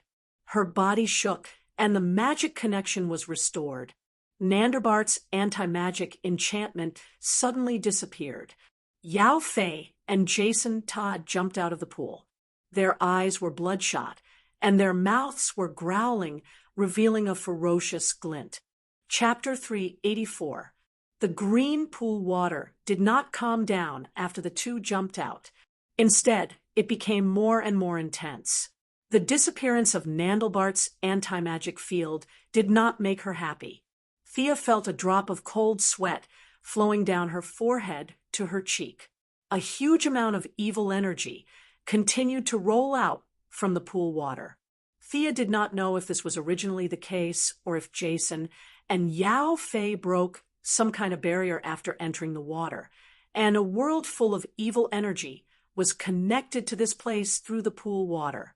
Two magicians' hands tied up Jason and Yao Fei, who were more like beasts than humans, and threw them to Nightwing. Thea looked at the pool water again. Disorderly, evil, chaotic energy was seeping into this world through the gap in the pool water. Even this strand of energy did not stop. It was constantly bewitching the combatants at the scene. The few heroes had strong willpower and were not affected. The Alliance's soldiers had also been through strict training and did not show any signs of being bewitched for a while.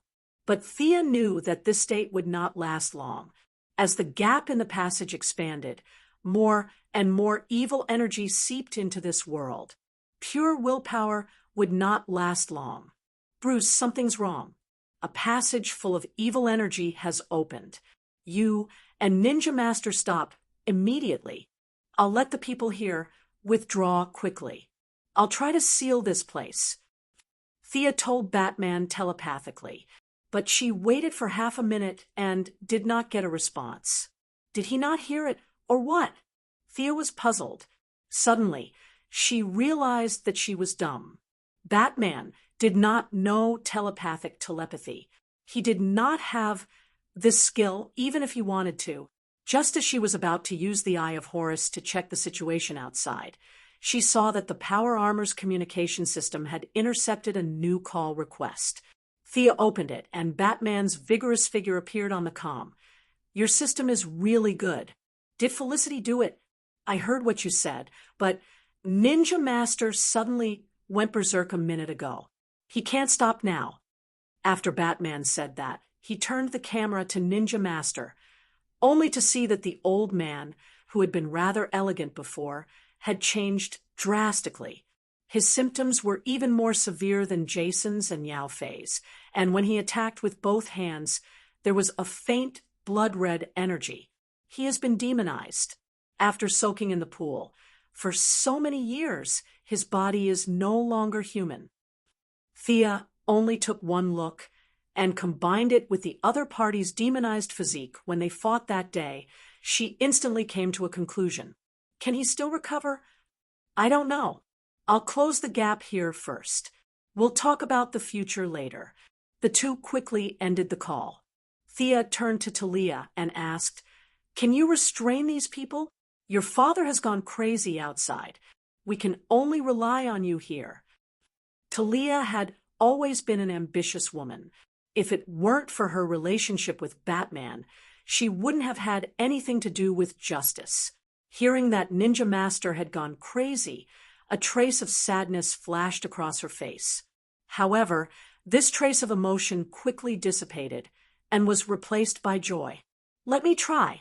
If you can help me get the old man's ring, then I'll be more confident, Talia said in a low voice. Thea glanced at her coldly. Put away your schemes. I know your rules. Anyone with a ring can order them around. Calm them down first, and don't cause trouble for me. The other side of the pool is an extremely evil world. If my seal fails, no one here will survive. Talia wasn't annoyed that she didn't fall for her trick. She took down two enemies in a row with her katana, jumped onto a high platform, and shouted, Brothers of the Alliance, I'm Talia al Ghul, the eldest daughter of Ninja Master. Listen to me.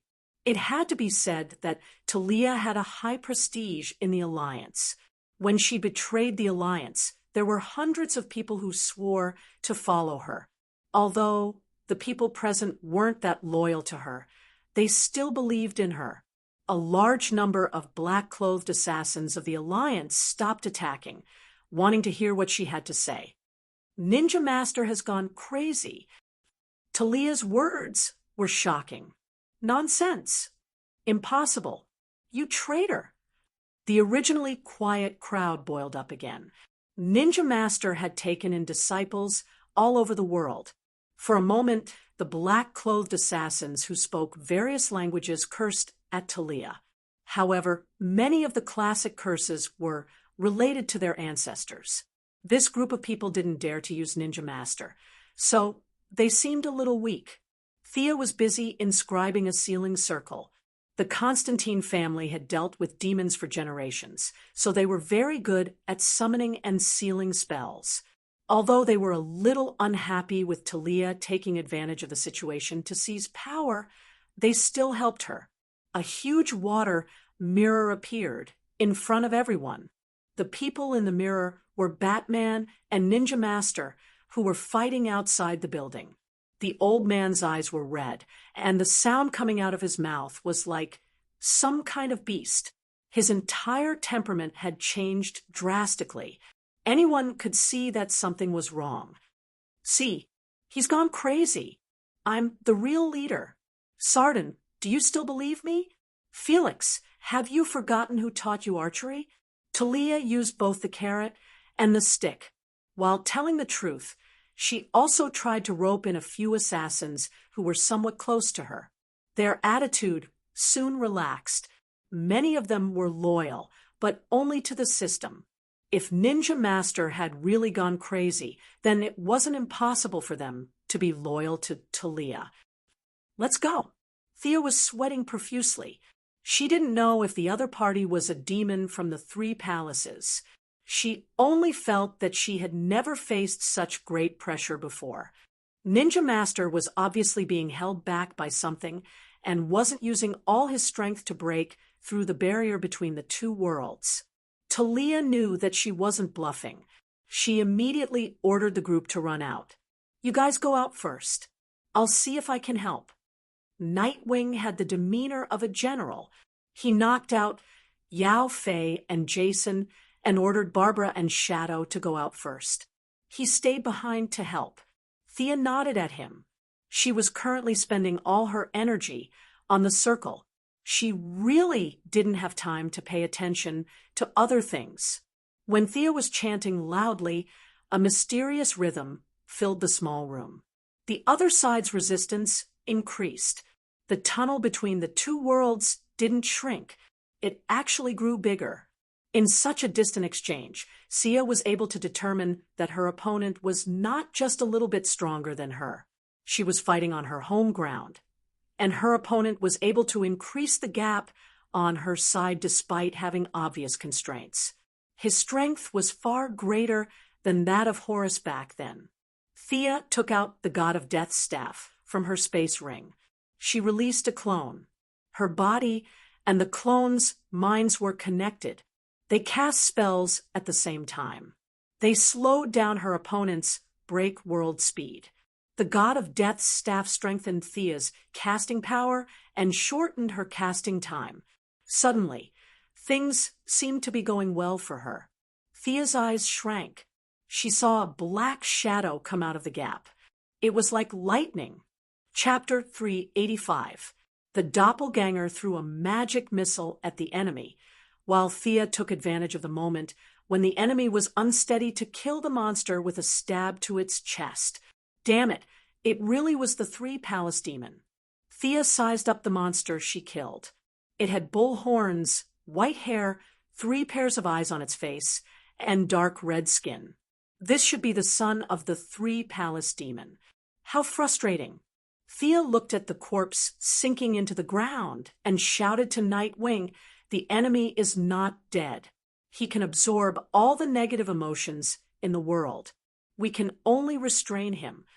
Nightwing saw the enemy killed by Thea emerge from the ground unscathed. He nodded and said, "Leave it to me." With that, He began to fight with the son of the three palace demon with a short stick. With his help, Thea was finally able to restart the seal. The barrier that was about to be sealed was damaged by the enemy's sudden attack. The two sides were in a stalemate again. Unknown spellcaster, can you hear my voice? Just as Thea was trying to push the enemy to the other side, a weak young girl's voice appeared in Thea's mind. Who are you? Thea was very busy. She had to coordinate the spells of her doppelganger, and she also had to pay attention to Nightwing's battle. The enemy kept shooting dark red energy beams, and Nightwing, an ordinary person, was struggling to hold on. Phew, great. You have the ability to transmit telepathy. You are much more powerful than I thought. The one trying to enter your world is the greatest demon in the multiverse, called the Three Palace. The young girl was obviously relieved. She was afraid that the other side would not be able to respond to her. Now that both sides could communicate, the chances of success were much higher. Thea was not happy at all. She only felt that she was extremely unlucky. She was only supposed to save Jason and Yao Fei and visit the farmhouse in Nanderbart. It was a day of fun, but it turned out that two worlds were working together to seal a great demon. The script changed too quickly. Unsurprisingly, the person on the other side of the phone was the daughter of the three palace demons, the famous black-bellied beauty raven. Unknowingly, they had interfered in her first attempt to seal the three palace demons and helped her father open up the second battlefield, which led to the series of events that had unfolded before their eyes. I know about the three palace demon, a great demon of another dimension. My seal is almost complete. What do you mean? Thea had already sped up her movements. Her doppelganger was still able to find the time to cast a few acceleration spells and defensive spells on the Nightwing. What I want to say is that I can't hold on for much longer. The young girl's voice and the sound of the barrier breaking rang out at the same time. A dark red palm that was 10 meters long and 2 meters thick suddenly drilled out of the barrier. The aura that accompanied the palm was filled with pain and anguish that burned people's hearts. Thea was shocked and almost scolded out loud. You can't hold on anymore? You should have said so earlier. Why are you here as well?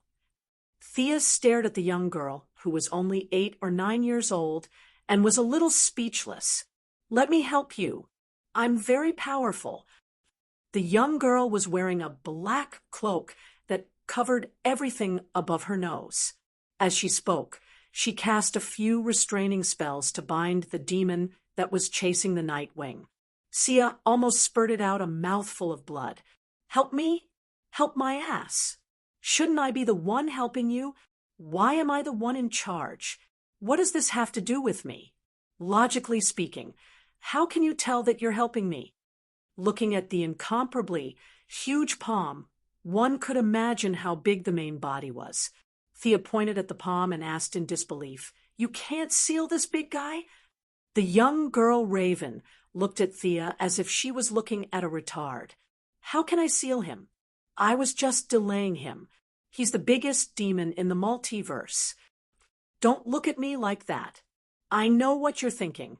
Thea was extremely unhappy at this moment. The young girl, Raven, glanced at her.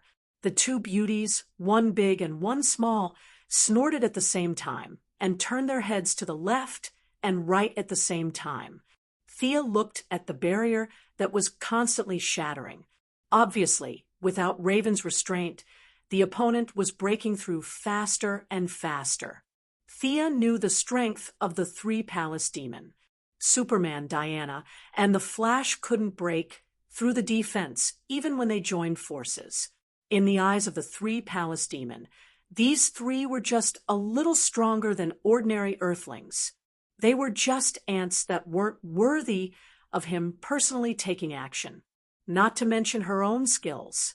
Once the three palace demon came out, it would be best for her to immediately take Moira and the others and run away. The problem came back again. She had to take advantage of the fact that he hadn't come out yet to beat him back and seal him again. Because the node of Nandarbat had been broken, it would take some time to repair it. She had to resist the 3 palace demon while repairing it, except for those who couldn't be named. Thea really didn't know who else had this ability. Seal? Thea stared at the God of Death's staff that she had just gotten 2 days ago. She didn't understand the sealing function in the staff. Could it be that it corresponded to today? As the number of events she participated in increased, Thea became more and more confused. She definitely didn't participate in the original process of the event. So how did they do it? Or was it that the timeline with her participation was real, and the others were just stories in movies and comics? She raised the staff and waved it gently in her hand, and an obscure and inexplicable energy formed in the air. "What are you going to do?" Raven asked. "Seal him." Thea answered concisely. After that, she flew up and used the staff as a spear, piercing the giant hand. The idea that the staff transmitted to her was very vague. It wasn't that she couldn't do it, but that she failed. "Help me hold him down." Thea commanded Raven on the side. This demon princess had been entangled with her father for a long time and couldn't deal with the whole person. Now, it should be no problem to deal with a hand. Raven proudly raised her nose, raised her arms, and rolled up a huge shadow behind her. A very human-like crow composed purely of shadow energy pressed down on the struggling giant hand. Only the wrist part was exposed. "Hold him down. Watch me." Thea had roughly understood the principle of the staff. It could seal, but it had a probability problem. It was impossible to seal the 3 palace demon at once. After all, this was only the God of Death's staff, not the god's staff. Puff. It didn't work. Puff. It still didn't work. Puff. Puff.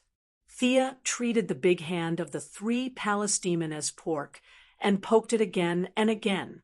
The probability of the staff's seal was very touching. Every time it was poked, Gideon would record the success rate. From Thea's estimate of 20%, it fell to 25%. "Hey, can you do it?" The cynical Raven asked. "Yes, it'll be done soon." Thea was busy sweating. She didn't know whether she could do it or not. If there were other ways, she wouldn't do it stupidly. When Gideon calculated that the probability was reduced to 0.0007%, he saw that a large group of non-attribute energy suddenly gathered on the staff, rolled back the bead curtain, and the energy wrapped the giant hand, rolling all the way to the other side. Chapter 386. This mass of energy looked familiar. It was clearly the power of the rules, just like Diana's lasso and Thea's arrow of vengeance. This staff was also added with the power of the rules when it was forged. However, the sealing rules were far more powerful than the rules of revenge and truth. The quality was higher, but the quantity was much less. This was the main reason why the staff's sealing probability was so low. This demon must be completely sealed. Your ability can restrain him. "Come with me," the black-bellied, lowly Raven said cheerfully. "Okay." Before Thea could say anything, Batman, who only showed his face after killing the monster, agreed. Thea thought about it repeatedly.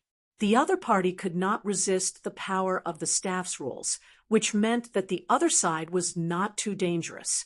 She nodded. Hearing that the other side was hell, Nightwing, who had been chased for a long time, was also very curious and wanted to follow. Even though Raven lowly couldn't tell what kind of magic these 2 men had, she didn't object to it. After tying up the son of the 3 palace demon who jumped out, the 4 of them took the captive and went to the other side through Raven's teleportation channel. This is hell. Thea looked at the surrounding environment. The surroundings were filled with the main color of dark red. The sky was wrapped in thick, dark clouds, and the soil on the ground seemed to be soaked in blood. The gray ground was mixed with dark red, and it looked particularly uncomfortable. "Come and help."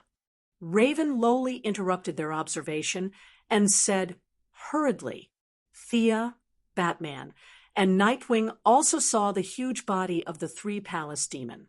This was a giant with a real height of hundreds of meters.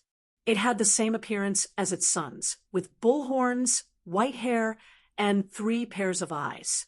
However, its pressure was 10,000 times stronger than its sons, and its aura was 10,000 times more evil. Just by getting close to it, one could feel its aura. It was an evil that could tear one's soul. However, now a large mass of unknown energy gushed out from the left palm of this great demon. The energy quickly covered its upper body and half of its head. This great demon was mobilizing all its energy to resist the sealing power of the rules. Use your divine artifact. Quick!" Raven once again summoned the shadow of a raven and firmly bound the demon's feet.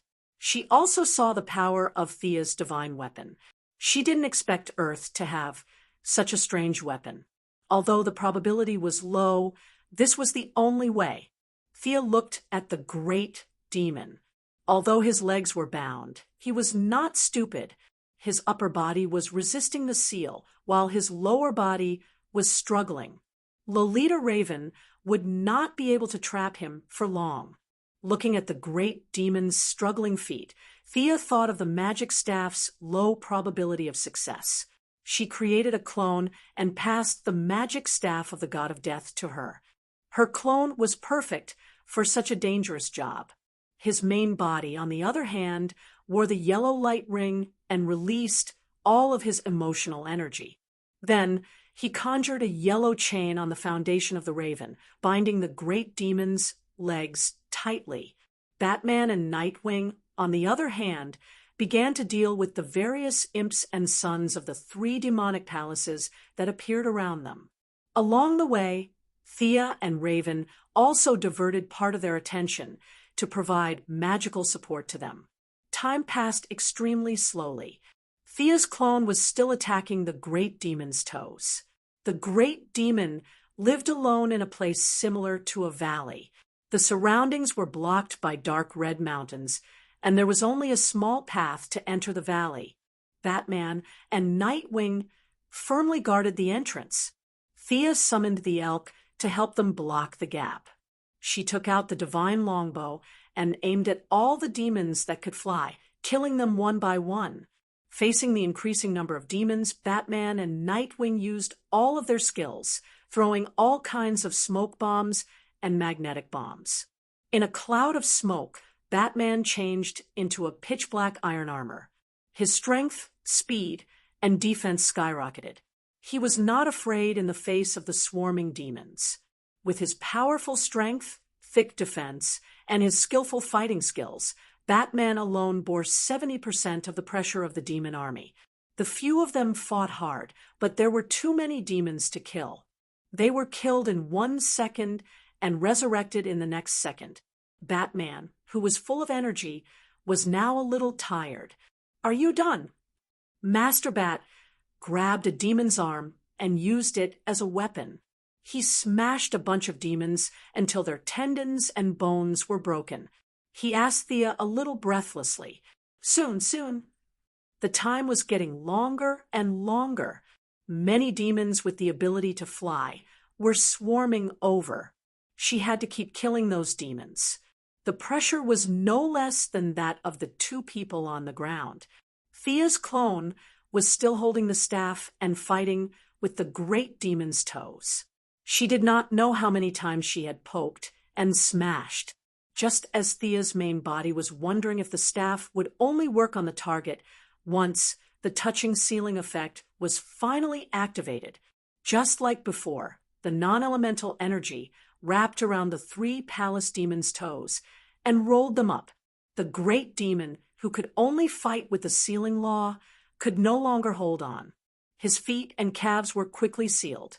The 2 energies of the same origin converged at his waist. The demon let out a deafening roar and was finally wrapped up by the sealing energy. The 100-meter-tall giant finally disappeared. A crimson crystal stopped in the air. "What is this?" Raven lowly turned her head and asked Thea. "You're asking me? I don't know." Thea did not know what this was. In the original space-time, this should be your job. If you're asking me, who am I supposed to ask? The two beauties, one big and one small, looked at each other blankly. They were a little confused about the situation, but there was no doubt that the great demon king was indeed sealed. Raven used her dark magic to turn the surrounding mountains into a huge rock. The crimson crystal was sealed in the center of the huge rock. Thea's doppelganger was almost exhausted.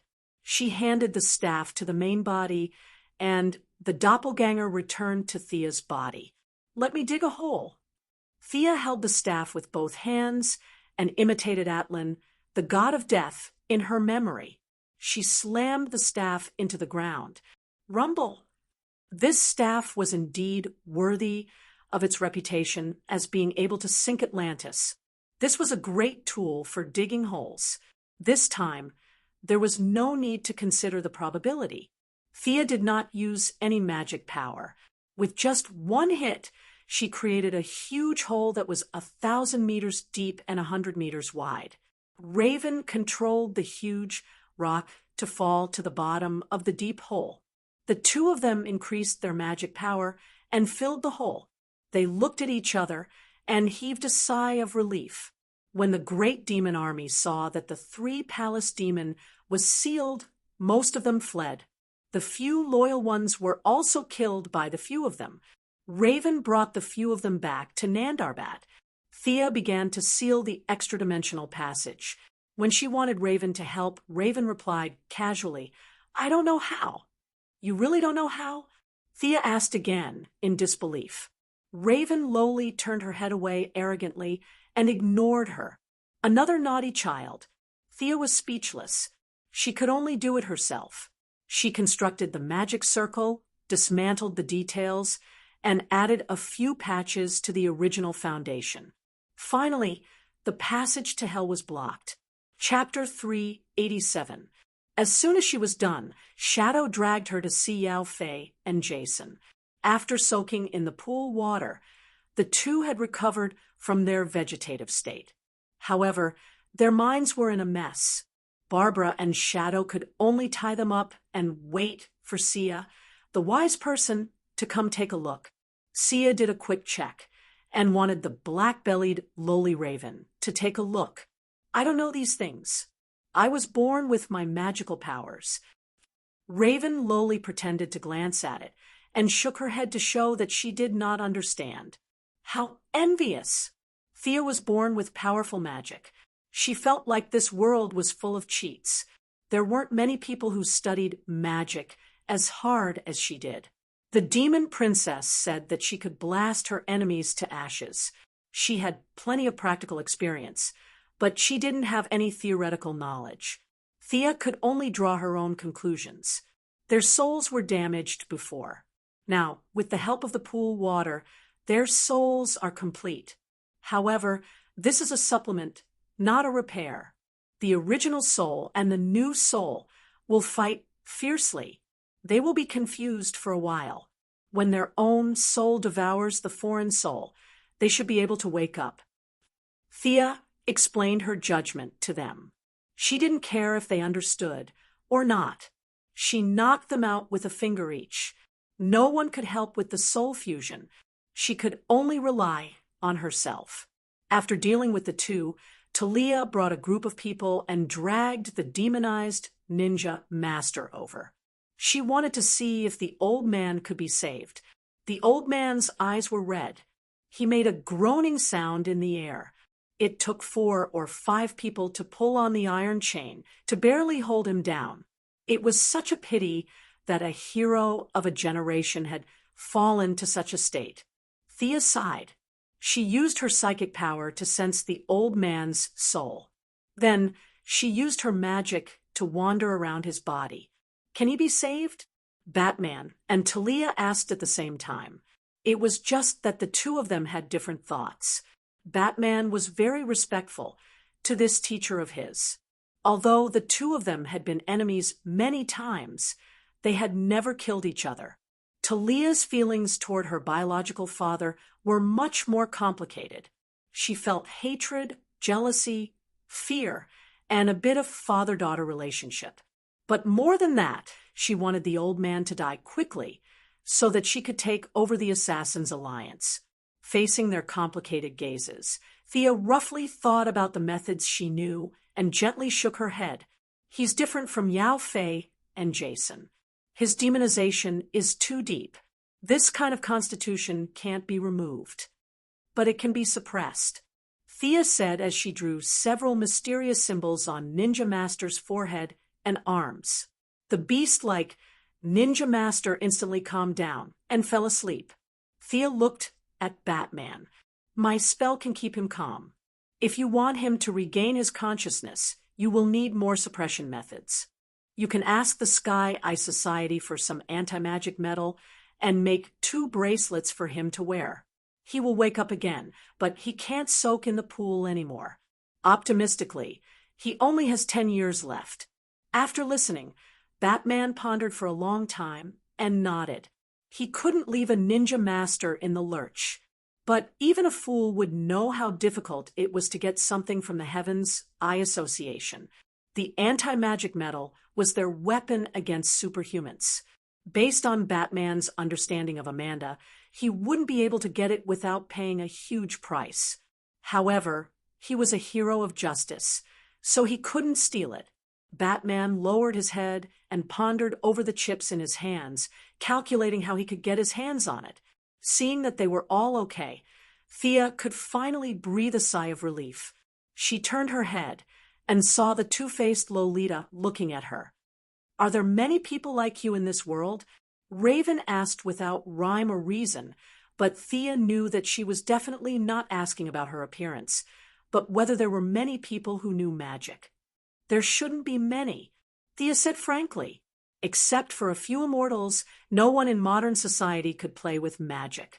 This thing had a bright future, but it was not as powerful as a submachine gun before it took shape. The two-faced Lolita was a little embarrassed. She said with a troubled face, "Can you teach me? I learn things very quickly. I have to teach a disciple again." It wasn't that Sia hadn't thought of absorbing the black-bellied Loli's magic, but she was different from Shazan. She had inherited the magic from the 3-Palace demon. She was born with a strong evil aura. Without any blood relationship, she couldn't control it. Thea looked at Raven. The little girl looked at her a little nervously. "How old are you?" 9. Raven Lolita looked like she was an adult. Thea almost burst out laughing. This little girl was two-faced, arrogant, and very good at complaining. Thinking about it carefully, she was quite similar to Thea's character. And the key point that was different from Billy Batson was that she was a beautiful girl. So it was said that appearance could really determine one's fate.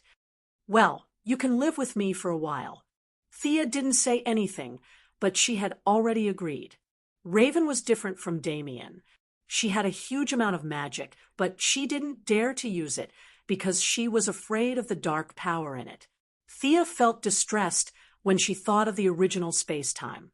With no one to teach her, she had wasted a mage account with great potential. In fact, there were some tricks in the process. As long as she gave some pointers, Raven's strength would develop rapidly without any side effects. Although there were few magic classes in modern society, there were always a few. The use of magic had changed from the rough and explosive type to the delicate and simple type. Modern magic was most suitable for Raven, who had a lot of magic but poor control. A few outsiders looked at them from afar. They saw Batman and Talia talking in low voices. In the end, he sighed helplessly and walked slowly toward them. Talia turned her head and returned to the Alliance team. Sigh. In the end, Talia gave up on her man and son and chose power. Thea sighed. She didn't have any say in Talia's choice. She just felt that this woman was also a ruthless person. Or it could be said that after living in the Assassin League for so many years, the position of the organization in her heart was more important than anything else. Let's go. Batman's voice was as calm as usual. He, who was proficient in psychology, might have already seen through Talia's ambition. Thea didn't mind. This trip to Nandarbat was a busy one. Other than understanding the function of the God of Death staff and adopting a little lowly, she didn't gain anything. After opening a portal to the outskirts of Gotham and a portal to Star City, they waved goodbye. Thea led the black-bellied lowly Shadow and Yao Fei through the portal and returned to Star City.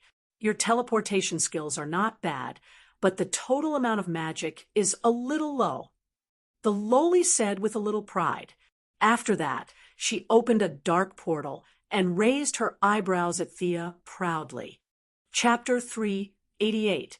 3 black lines appeared on Thea's forehead. This child was not cute at all. Your portal is shaking too much, and the landing point is not stable. She was now very experienced in dealing with naughty children. She went on and on about this and that. She took advantage of Raven's lack of basic knowledge and pointed out 4 or 5 problems, completely dispelling Raven's arrogance. However, she did not just beat her down. She even complimented her appropriately, causing the little girl to pout before raising her head again. You have good taste. The proud Raven took off her hood, revealing a slightly pale face. She kept looking at the crowd on the street. I think your father still needs some time to rest. He should be able to recover in about 2 months. No matter how one looked at it, Shadow's relationship with Yao Fei was closer than that with Jason. Before leaving, Thea checked old Yao again before returning home with Raven. She found Damien, who was practicing his sword, and introduced him to Raven. Come, I have a mission for you. Tell this little sister everything that I taught you before. Thea gathered the 2 children together and went back to her room to take a shower and prepare for bed. She could still hear the 2 naughty children's discussion from afar. You little thing, you know magic too? Only Raven did not eat bean buns as dry food. What? Don't look down on me. Do you dare to compete with me? Accompanied by the sound of a sword being drawn, this must be Damien, who practiced both magic and martial arts. Thea could not be bothered to listen to the 2 naughty children bicker. Both Raven and Damien knew their limits and would not get out of hand. She was very confident in this. 2 months passed in the blink of an eye. Jason Todd was young and had a strong will to live. He woke up earlier than Yao Fei. When he learned that Batman still adhered to the principle of not killing and did not avenge him, he left Gotham alone with a depressed expression. Yao Fei, on the other hand, was not as good as Jason in terms of age, experience, or potential. Thea had to treat him again before he finally woke up in 2 months. The father and daughter hugged each other and cried. When he found out about Thea's ability, he was also shocked. His reaction was similar to death knells. He didn't expect Oliver's sister to be so powerful. In Raven's eyes, Thea's magic power was only passable, but in the eyes of ordinary people, she was already unbelievably powerful.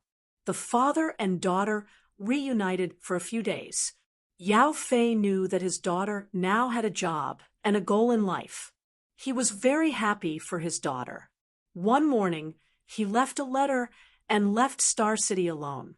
Oliver, who she expected, did not appear. She couldn't ask Amanda. Thea had to pretend that she didn't know that he was still alive. She didn't know where Oliver had run off to. She had too many things to worry about and was quickly distracted by other things. Thea had been in the metropolis for a week. As an outstanding entrepreneur in the metropolis and even in the United States, the number of social events she had to attend was unimaginable. Most of the time, she could use her doppelganger to attend meetings while her real body slept at home. However, there were times when she had to be present in person. For example, the venue she was in right now was an internal meeting. The full name of the meeting was National Security and Superman-Related Affairs Committee. This was not a tea party where everyone invited Superman to chat and chat. This was a small meeting where a group of people closed the door to figure out how to deal with Superman. Regardless of whether she was a hero of the government or an outstanding entrepreneur, Thea had to attend this meeting. The outside world was sunny, but this place was deep underground. The walls were covered with lead for fear of being heard by Superman. Thea was dizzy as she listened to the speech of a certain general on the stage. What if Superman flies into this room and kidnaps one of us? Will he abide by the Constitution? Does he understand our democratic system? Do we have the means to protect ourselves? The impassioned general didn't expect anyone to answer him. His speech was extremely long, but to sum it up, he had to develop a weapon that could deal with superhumans. Otherwise, he wouldn't be able to sleep after fighting for his country for half his life. Thea had no impression of this person, but seeing that he was so scared that his legs were cramping, she knew that he was definitely not a good person. He had done a lot of immoral things. She wouldn't take a second look at such a person even if he died in front of her. Just as she was thinking about whether to have Chinese or Western food after the meeting, she felt a strange ray sweep across her body. Someone is going to deal with me. Thea's lazy expression immediately turned vigilant, but 2 seconds later, she found that the meeting was still going on as usual. No one around her noticed anything unusual. There were not many people in the meeting room who knew her true strength, but there were still a few, including Thea's old acquaintance General Ryan, who was the vanguard against Superman. Seeing that she suddenly became vigilant, the old man was also a little flustered. He did not know what was going on and gave her a questioning look. Thea was a little confused. She was sure that she was not mistaken about the strange energy just now, but she still did not know what kind of energy it was. She wanted to look outside, but the lead in the wall blocked her view. She had no choice but to take out her phone and ask Digger, who was guarding outside, as a bodyguard. "There's no signal?" Thea exclaimed softly. Including General Ryan, several people who had been staring at her also took out their phones. They looked up and found that they all had the same thought in their eyes. Why is there no signal all of a sudden? Their persecution paranoia was no less than Thea's. There was only one thought in their minds. Superman knew that they were having a meeting to discuss him, and he was coming to kill them. The eyes of several heavyweights caused the atmosphere in the meeting room to freeze. At this time, a consortium businessman who was talking about the dangers of Superman on the stage closed his mouth and carefully looked at the people below the stage. A few people who were slow to realize that there was no signal on their phones, and a panic spread among this group of elites. "Shut up, all of you. Let's go out and see what's going on." The one who spoke was Thea's old acquaintance, Lex Luthor, but before he could take action, the door of the meeting room was slammed open. A large group of bodyguards in suits, guards in military uniforms, and secretaries in professional attire rushed in. Luthor's secretary and Thea's bodyguard, Digger, were among them. The group of people did not dare to be negligent. They jostled each other and ran out. "What's going on outside? Is the guy in the red cloak here?" A guy who could not keep his cool asked his bodyguard. The rest of the people, including Thea, listened attentively. The bodyguard found that n number of bigwigs who could only be seen on TV were staring at him. He told them the situation outside with a lisp. "There is a huge glass dome in the sky covering the entire city. Everyone's communication devices can't receive any signal. You will know the specific situation when you see it." Chapter 389. A glass dome? A bunch of people couldn't figure out what it was, and they all rushed out to take a look. They didn't know until they saw it, but they were shocked. Everyone went outside, and immediately saw what the glass cover the bodyguard was talking about. They saw a sky blue cover standing outside the city. It was boundless and had no end. A few people raised their heads to look at the sky, but they could only see that the top of the dome was faintly obscured by the clouds. It was supposed to be working hours in the city, but at this time, everyone was stunned by the sudden change. A large number of citizens walked on the streets. Those who were slow to react were still looking at the horizon, and those who were quick to react were trying to call their phones. However, no matter how they tried, there was no signal on their phones. The crowd was filled with confusion. No one knew what was going on. "Mr. Mayor, the city's power supply seems to have stopped. The remaining power can only last for half an hour. General, the army is unstable. We can't contact the gas company, and the city's heating system will be down soon." The members of the Anti-Superhuman Committee could be said to be the current elite representatives of the metropolis. There were people from all walks of life in politics, military, and business. There were people constantly passing on the news. The leaders were all in a terrible fix. The key point was that they did not know what this scene meant. What they didn't know was that Thea had already guessed most of it: the strange energy ray and the huge glass dome. Others couldn't see it, but her eye of Horus wasn't limited. There were many glass products outside the dome, and there were all kinds of cities in them.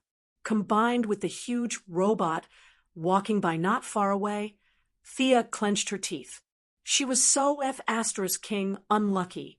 This was Brainiac's collection room. The robot wasn't huge, but she and the others, including the city of tens of millions of people, were all shrunk. The opponent's ray shrunk in an instant, and then it changed space again. Under everyone's gaze, Thea couldn't fly, and she could only determine that they were on an alien spaceship.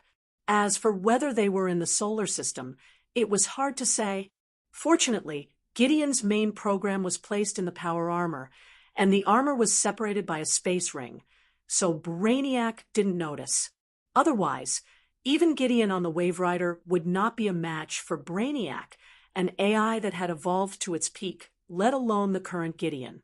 His consciousness was eternal, and he knew all the knowledge of the universe. In a way, Brainiac was an immortal god. Gideon could not take it out. Once he took it out, he would betray them without any discussion. It was not unreasonable for the high-tech planets in the universe to ban the development of artificial intelligence. Brainiac could easily think of 100 ways to deal with low-level artificial intelligences, just like how Thea dealt with ordinary people. Several government and business leaders initially thought that it was an experiment by the military. They pulled General Ryan's sleeves and spat on his face. The old man repeatedly explained and finally dispelled their suspicions. "Everyone, does anyone know what's going on?" General Ryan asked. He seemed to be looking at the crowd, but in fact, he was mainly looking at Thea. After all, she was the only supernatural person present. The old man did not take the initiative to talk about Thea's ability. It was not difficult to guess what he was thinking. In case the situation was extremely bad, he would let Thea save him first. If he exposed Thea's ability, a bunch of people would need to be saved. It would be troublesome if he didn't save who. There was no need to increase the number of competitors. A few people who had the same idea also stared at Thea with bright eyes. They all had the same idea, to ensure their own safety first. Thea chose her words carefully. She did not speak, but Luther did not plan to let go of this opportunity to be in the limelight. "Let's go to my lab. My equipment has detected a ray, but the specific effect needs to be analyzed by the experimental equipment." Luther then raised his wrist and showed everyone the high-tech equipment he was wearing. Thea, of course, did not want to watch him show off. She cleared her throat and said, "Mr. Luther, there's no need to go to your lab. I'll tell you now." When everyone on the ground focused on her, she continued, "All of us, including the entire city, have been atomized by a ray. atomization. The group of businessmen and politicians did not understand what this meant, but Luther did. His expression was extremely serious. The secretary sitting next to him also looked at Thea with a complicated expression. Luther's originally calm face finally showed a trace of panic. This field was too difficult. Although he had dabbled in a small part of it, he was still far from being a master.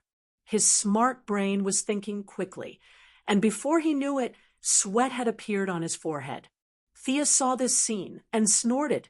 In fact, Thea did not know much about this field, but she had all the information and notes of the Atom Man atomizing people, and then reducing them with a field of expertise of the Atom Man. In terms of intelligence, Ray Palmer was definitely not as smart as Luther, but Luther's research was too broad, while Ray Palmer only focused on one field. In terms of depth of research in the field of Atom Man, Ray Palmer was far better than Luther. Miss Thea, let's talk aside. General Ryan and a few other high-ranking officials who knew about her abilities pushed Diggle, the black bodyguard, to the side as if they were fighting. They pulled Thea to the side to talk. The black man had served in the military for many years. Although he was now retired, he still obeyed the generals reflexively. Seeing that General Ryan was pushing him aside, he did not know why the old general suddenly used so much force. He was a little confused and looked at them from afar. Is there any way to get me out of here? I have to report to the minister. Yes, I have to report to the president, too. I have to report to the Congress. A few people surrounded Thea and asked in low voices. A bunch of rats. Thea despised them in her heart, but she did not say it out loud. She used her heart to feel the magic flow, and there was no problem at all. Although she did not know where she was now, she was not worried at all. It was just within the scope of this universe. The light ring allowed her to travel through the universe, and the divine bow and arrow could travel through time. She could not understand the feelings of these old guys. Everyone, don't worry, listen to me slowly. Thea first calmed them down. Old Ryan was still okay, but one of the senior officials could not stand still. Although it will be troublesome, I can send you back. First, she gave them a reassuring pill. Sure enough, when they heard her say that, they all breathed a sigh of relief. Their expressions were calm, their legs stopped shaking, and their teeth stopped chattering. But I just said, maybe you didn't hear me clearly. I'll say it again. All of us, including this city, have been atomized. Do you understand what this means? We are now only the size of an atom. The outside of the city is not a canopy, it is a solid glass cover. Thea's words were like a hammer hitting their hearts, and their faces became extremely ugly. Chapter 390. Thea ignored them and continued, even if I send you back, you'll still be in your current state. This is the power of science, not myth or magic. You won't be able to report this to the president because you're too small. They can't see you. The phone is as tall as a mountain in your eyes. You're probably just a little bigger than a microorganism. Even an ant is countless times bigger than you. Do you still want to go back? Thea looked at them with a half smile and said, your families are all in the city, right?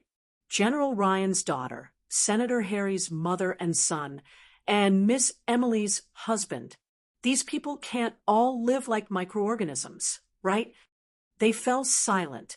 Thea didn't mention one thing, but they could all think of it. It was power. After all, the army couldn't obey a general who could only be observed under a microscope. The same went for the government officials. The voters couldn't go out and watch them give speeches with a high-powered lens. Then, do you have a way to restore us to our original state? Someone asked Thea. First, I have to find a wavelength that can make us smaller. Then, I just have to set up an inverse matrix using the isotope principle. At this time, I can stimulate the atomic structure. In modern quantum mechanics, Alan Fest has a theorem. Okay, we get it. They quickly interrupted Thea's long speech. None of them cared about what the King quantum mechanics said. They just wanted to restore them to their original state. Unfortunately, their voices were a little loud. The rest of the people, including the bodyguards, also came over to listen to what they were saying. Thea was secretly pleased. Where did prestige come from? Wasn't it brought by turning the tide? At a critical moment, this incident was very suitable. She could solve it with the theory of the Atom Man without revealing any superpowers. Everyone, listen to me.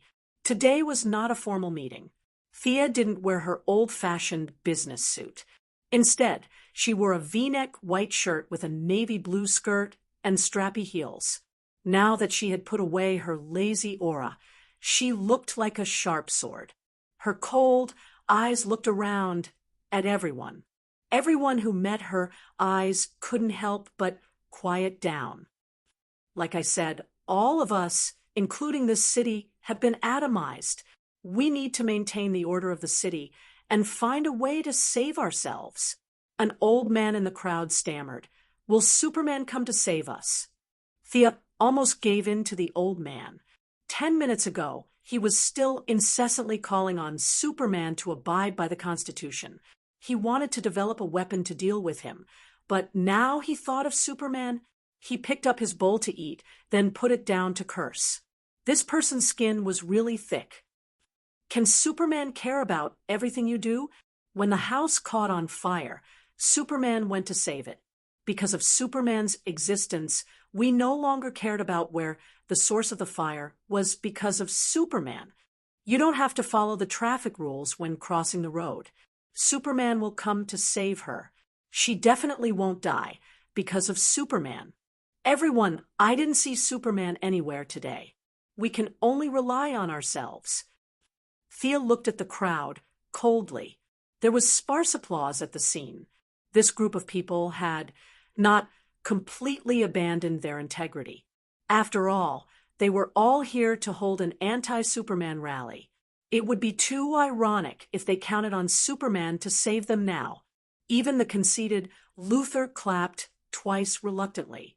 Between being rescued by Superman and dying, he might have swallowed his anger and chosen to live. But now that it was not a matter of life and death, he agreed with Thea's words. It was just a pity that he did not say it himself. In fact, Thea was not lying to them. She really did not see Superman in the city. She saw many acquaintances, such as Louise Ryan, who would appear wherever there was danger. She also saw the wife of the black man beside her, the mature woman of the heavens, Society, Lila Michaels, and her own subordinate, Poison Ivy. But as for Superman, sorry, she really did not see him. Miss Quinn, do you really have a way to solve the current situation? Luthor asked in disbelief. Although it's not a sure thing, but this is my plan. In order to boost the confidence of this group of people, Thea explained the process and principle of her anti-atomization to this group of people. The group of politicians and generals looked as if they were listening to a book from heaven. Their expressions were alike, but Luthor really understood. Although Thea did not talk about the details, he knew that this plan was feasible. Moreover, it was a technology derived from the current level of technology on Earth. This made Luthor extremely unhappy. Superman was stronger than him, and he could say that it was because the other party was an alien. But now, Sia, an Earthling, was suppressing him in the field of science that he was best at. This was something that he could not tolerate no matter what. He was too proud to lie through his teeth. He only understood about 40% to 50% of Sia's theory, and he was wondering if there was anything he could improve on. Luthor lowered his head and calculated, trying to find the flaws in her theory. He had to save some face. Thea was not going to let him go. She asked slyly, "Mr. Luthor, I heard that your scientific research ability is very strong. Do you think there's a problem with what I said?" Luthor put his fingers on his temples. If he was in a wheelchair, He could play the role of a younger version of Dr. X. But no matter how fast his intelligent brain worked, he could not find the flaws in Thea's theory. In the face of Thea's question, he was forced to the edge of a cliff. His brain was almost smoking. Combined with his own knowledge, he could only conclude that Thea was completely correct. As for improving or going further, he could only say that it was a dream. No matter how smart he was, he would not be able to reach Ray Palmer's level without at least a year and a half. Luther's smile was uglier than crying. I have no problem with it. Miss Quinn's theory is feasible. The few people who knew him all made unclear sounds at the same time. They looked at Sia and then at Luther. Luther relied on his intelligence and looked at these politicians and generals as if they were retarded children. Sarcasm and sarcasm were commonplace. From time to time, he would tell a few lame jokes that made these people feel awkward. Now, he actually admitted that Thea's theory was feasible in front of everyone, but he did not put forward any new ideas. What did this mean? It meant that Thea's scientific research ability was also redeemable. If they did not miss the opportunity, they were ready to talk to Thea about the new weapon. They were really fed up with Luther's constant show of superiority every day. Thea looked at the silent Luther with great satisfaction. Physical destruction was not a skill, but it was a sense of accomplishment to be able to knock him down in what he was best at.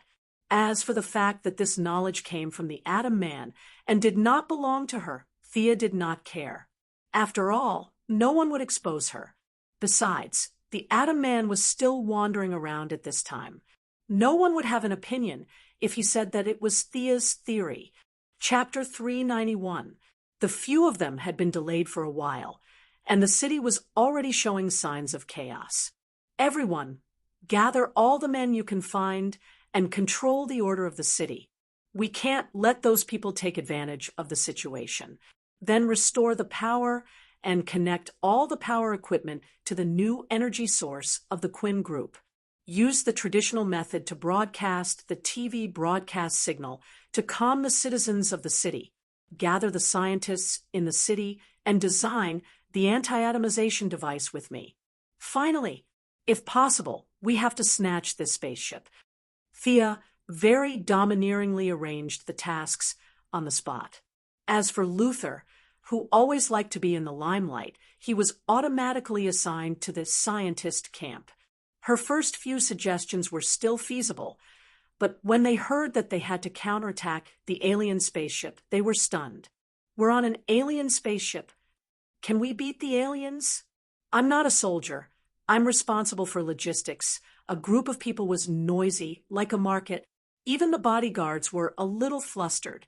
For example, Thea's bodyguard, the Black Man Digger, had his eyes wide open and his mind in a mess.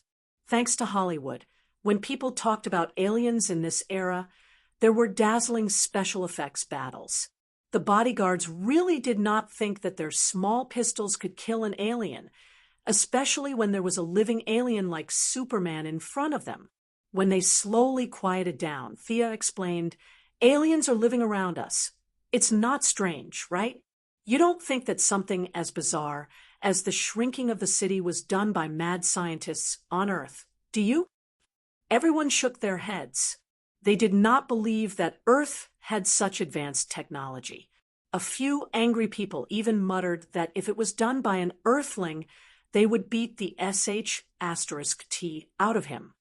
You're all so flustered, let alone ordinary citizens. That's why I have to stabilize the situation first before broadcasting. Which one of you has a better idea? Several people in power looked at each other. They were qualified to fight for the leadership, but they also hoped that Thea would save them at the critical moment. A few of them sensibly chose to wait and see. The rest of the people were stunned by the news. They had no idea about the leadership at all. Luther, on the other hand, had some thoughts about this leader. However, he had lost previously, and his momentum had weakened significantly. He also observed that the other big shots were silent. Since he didn't know the inside story, he chose to observe cautiously. There were more than 200 bodyguards and soldiers in total. As for where to go first, Thea decided to go to the National Guard station first. The power was gone, and mobile phone communications were jammed. It was as if the whole city was under the control of the devil. The dark side in many people's hearts was growing rapidly. They had just arrived on the streets when they saw several robberies and murders. Kill one on sight. This was Thea's strategy. Since the mayor of the metropolis was not around, the deputy mayor and several councilors hesitated for a moment before shutting their mouths.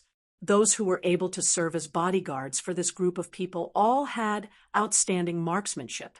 All the bad guys they encountered along the way were shot dead. When they arrived at the military encampment, they still ran into trouble. The officer of the encampment insisted that the Pentagon order the troops to leave the encampment. General Ryan spat on his face. Where was he supposed to find the Pentagon in this damned place? In the end, the old general, another lieutenant general, and 3 major generals jointly wrote a letter of guarantee and handed it to the officer of the encampment. Only then did they obtain the command of the encampment. Half of you will suppress the riots in the city. The other half will look after the armory. Thea's order was concise and comprehensive. There was no other way. There were always those who were not afraid of death and wanted to take advantage of the chaos to steal some advanced weapons. These people were hard to guard against. There were those who colluded with the outside world and those who openly robbed. Thea had to be on guard early. The command of the police station was obtained very smoothly under the deputy mayor's order. Half of them went out on the streets, and the other half guarded the armory, just like in the military encampment. Along the way, there were veterans who joined the team from time to time. General Ryan also pulled his daughter into the team. Sia asked the little death-courting expert, Louise Lane, in a roundabout way. Just as she had guessed, Clark Kent had returned to his hometown in Kansas for a vacation. He was indeed not in the city. It seemed that Superman could not be counted on for a while. Thea, what happened? Laura Michaels, the wife of the black man, and the assistant of the Heavens Eye Society's Amanda, found the team. Using the black man's connections, she squeezed to Thea's side and asked in a low voice. In the original timeline, her first marriage with the black man lasted very short. The black man's pride did not allow him to live off a woman for a long time, so they broke up peacefully. They only remarried when the black man joined the Green Arrow team. Now, with Thea's employment, the black man was doing well. Whether it was Amanda or Laura, they needed the black man to maintain contact with Thea. Although the couple's life was still a little bumpy, they were much more tolerant than they were in the original timeline. Thea could only tell her again in a low voice.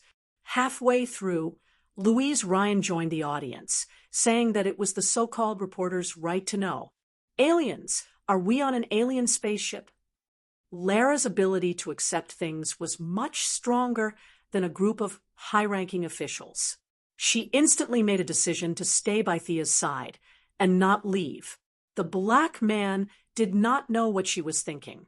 He thought that his wife wanted to seek his protection. His masculinity instantly exploded, and he patted his chest to show that he would protect his wife. It was not easy to stabilize a big city with a population of tens of millions. Before evening, the chaos was finally suppressed. The hot-blooded people were beaten to death, and those with ulterior motives chose to wait and see. Thea first restored communication between her own people. Luther launched a small satellite over the city and set up a special channel to temporarily transmit communication information. Several of the city's main circuits were also connected to the Quinn group. The power plant was on the outskirts of the city and did not come at all. They could only rely on the new energy source developed by Quinn to supply the city's electricity. Using the broadcast room of the Daily Planet, Thea began to speak to the city. The reputation that she had gained in the metropolis was quite useful. Most people knew Thea and knew that she was a young and caring billionaire. You may or may not know me. It doesn't matter. But please listen carefully to what I'm about to say. Many people have questions.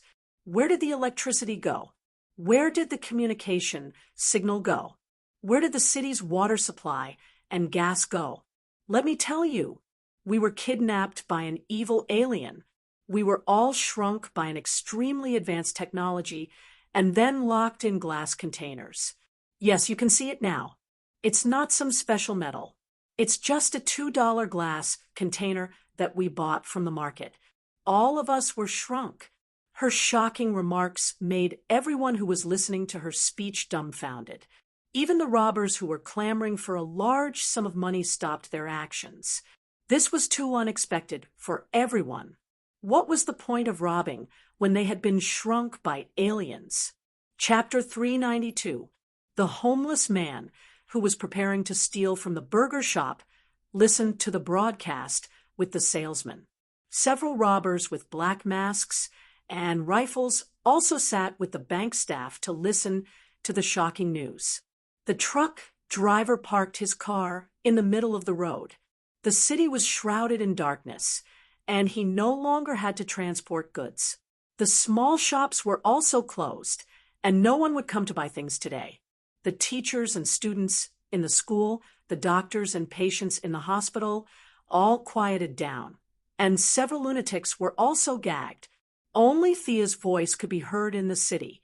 Thea left a few seconds for everyone to digest the news, and then she continued. The evil aliens miscalculated. They underestimated the wisdom of us Earthlings. A group of scientists and I are working hard to crack a way to restore everyone and the city to its original state. Just give us a little time, and everyone will return to normal.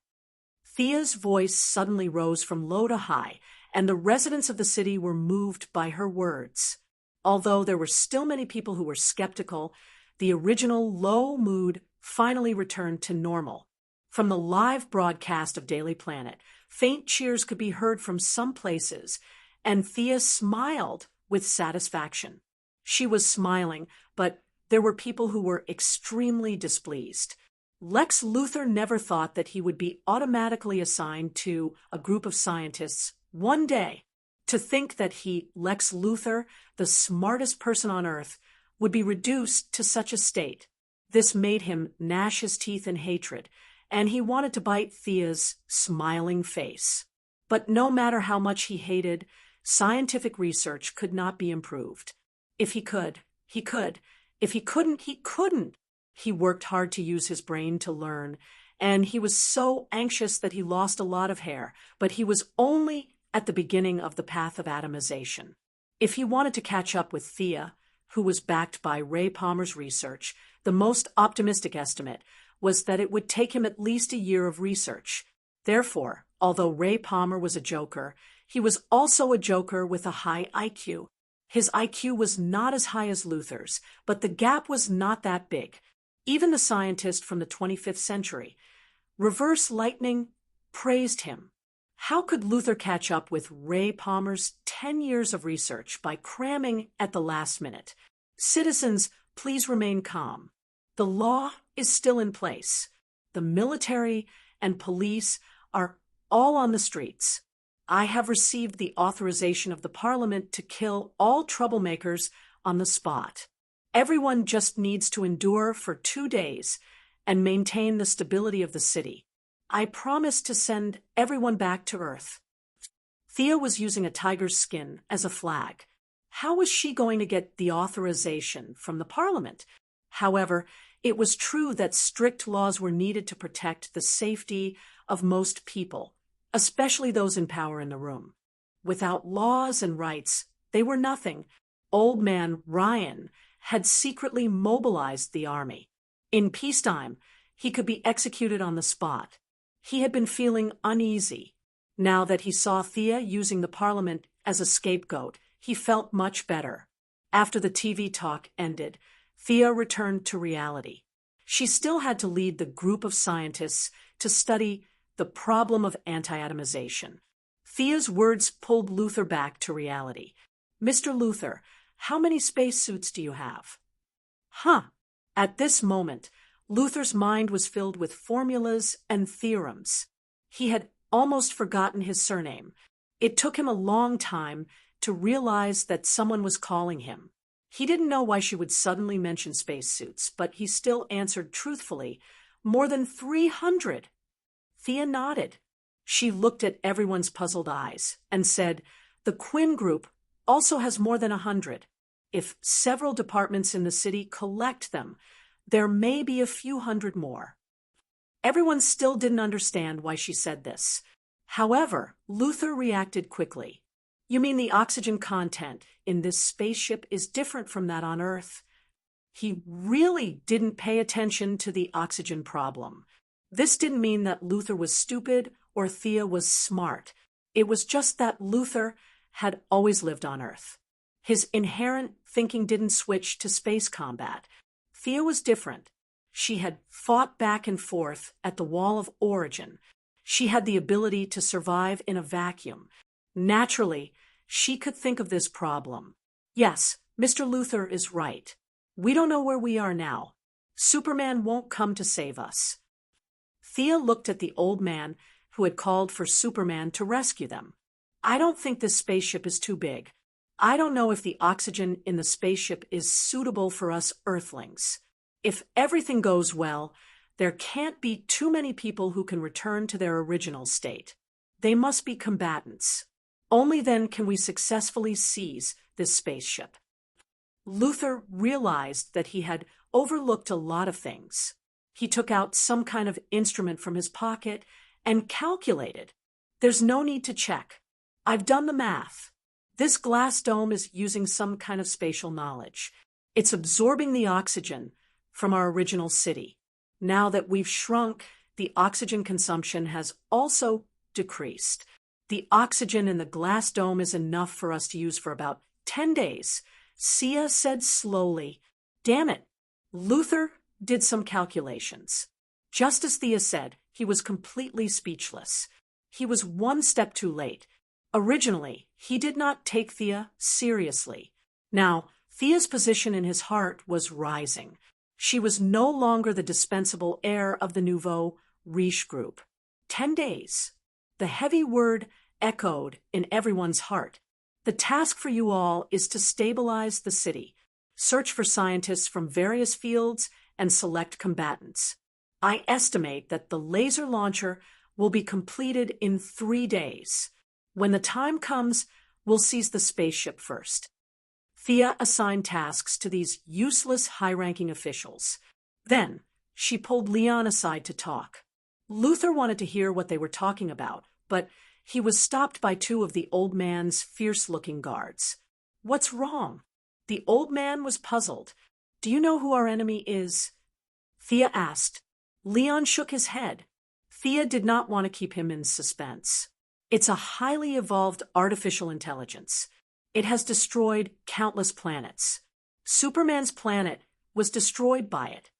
At first, the old man felt like he was listening to a story. But when he heard the last sentence, his expression changed. He did not know about alien space warfare, but it was not difficult to guess the strength of the enemy, especially with Superman as the benchmark. The old man did not know about the yellow sun.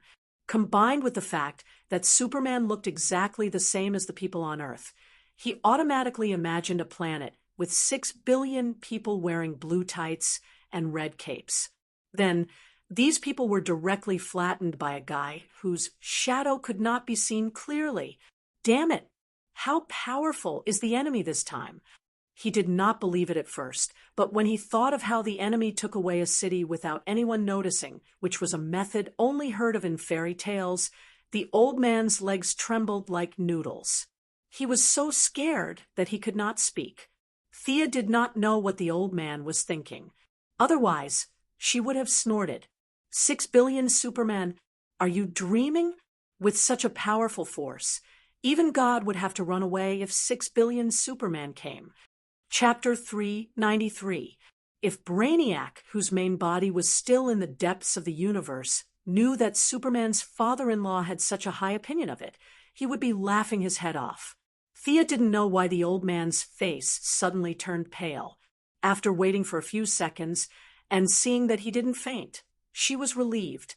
Right now, this spaceship is just one of the spaceships it has spread out into the vast universe. Its main body is still in the depths of the universe.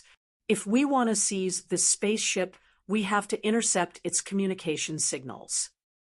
You understand what I mean? Thea explained her intentions. The old man had just caught his breath. What the hell did he understand? Seeing his blank face, Thea could only explain again. Artificial intelligence, is that powerful? The old man asked Thea uncertainly. Yes, all high-tech planets in the universe prohibit the development of artificial intelligence. I remember I told you in the Department of Defense, right? We have to intercept the signal of this spaceship as soon as possible. This step can't be done by machines.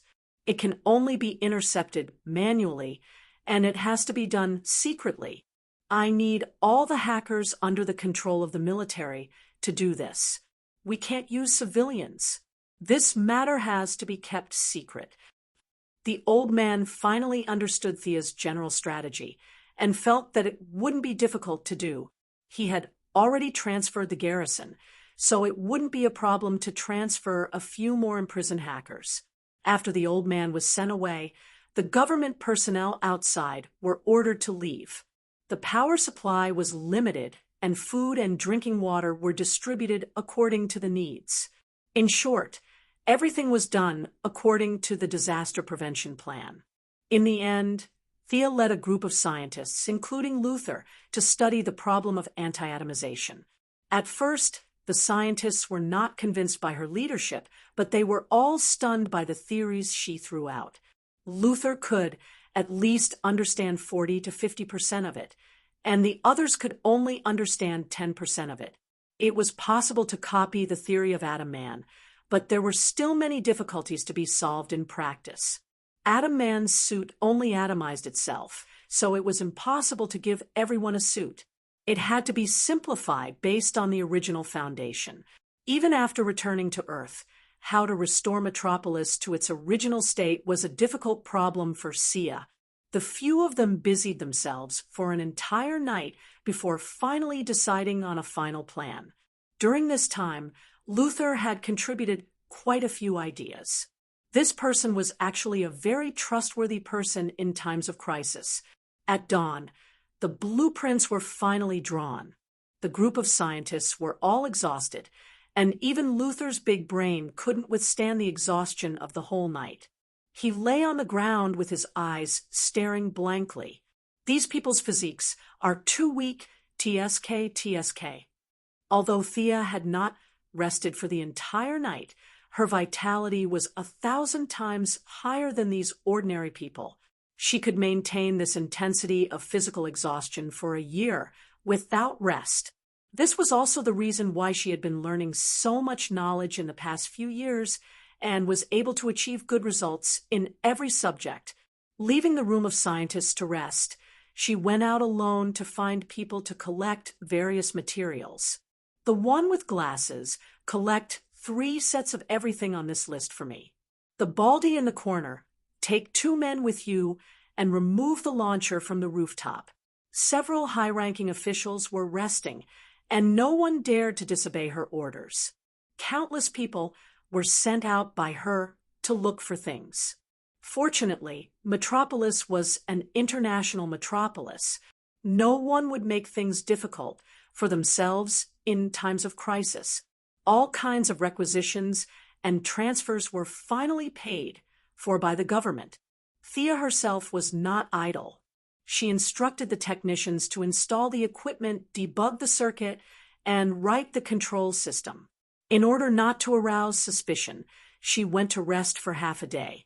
The on-site work was handed over to Luther, who had recovered for a while.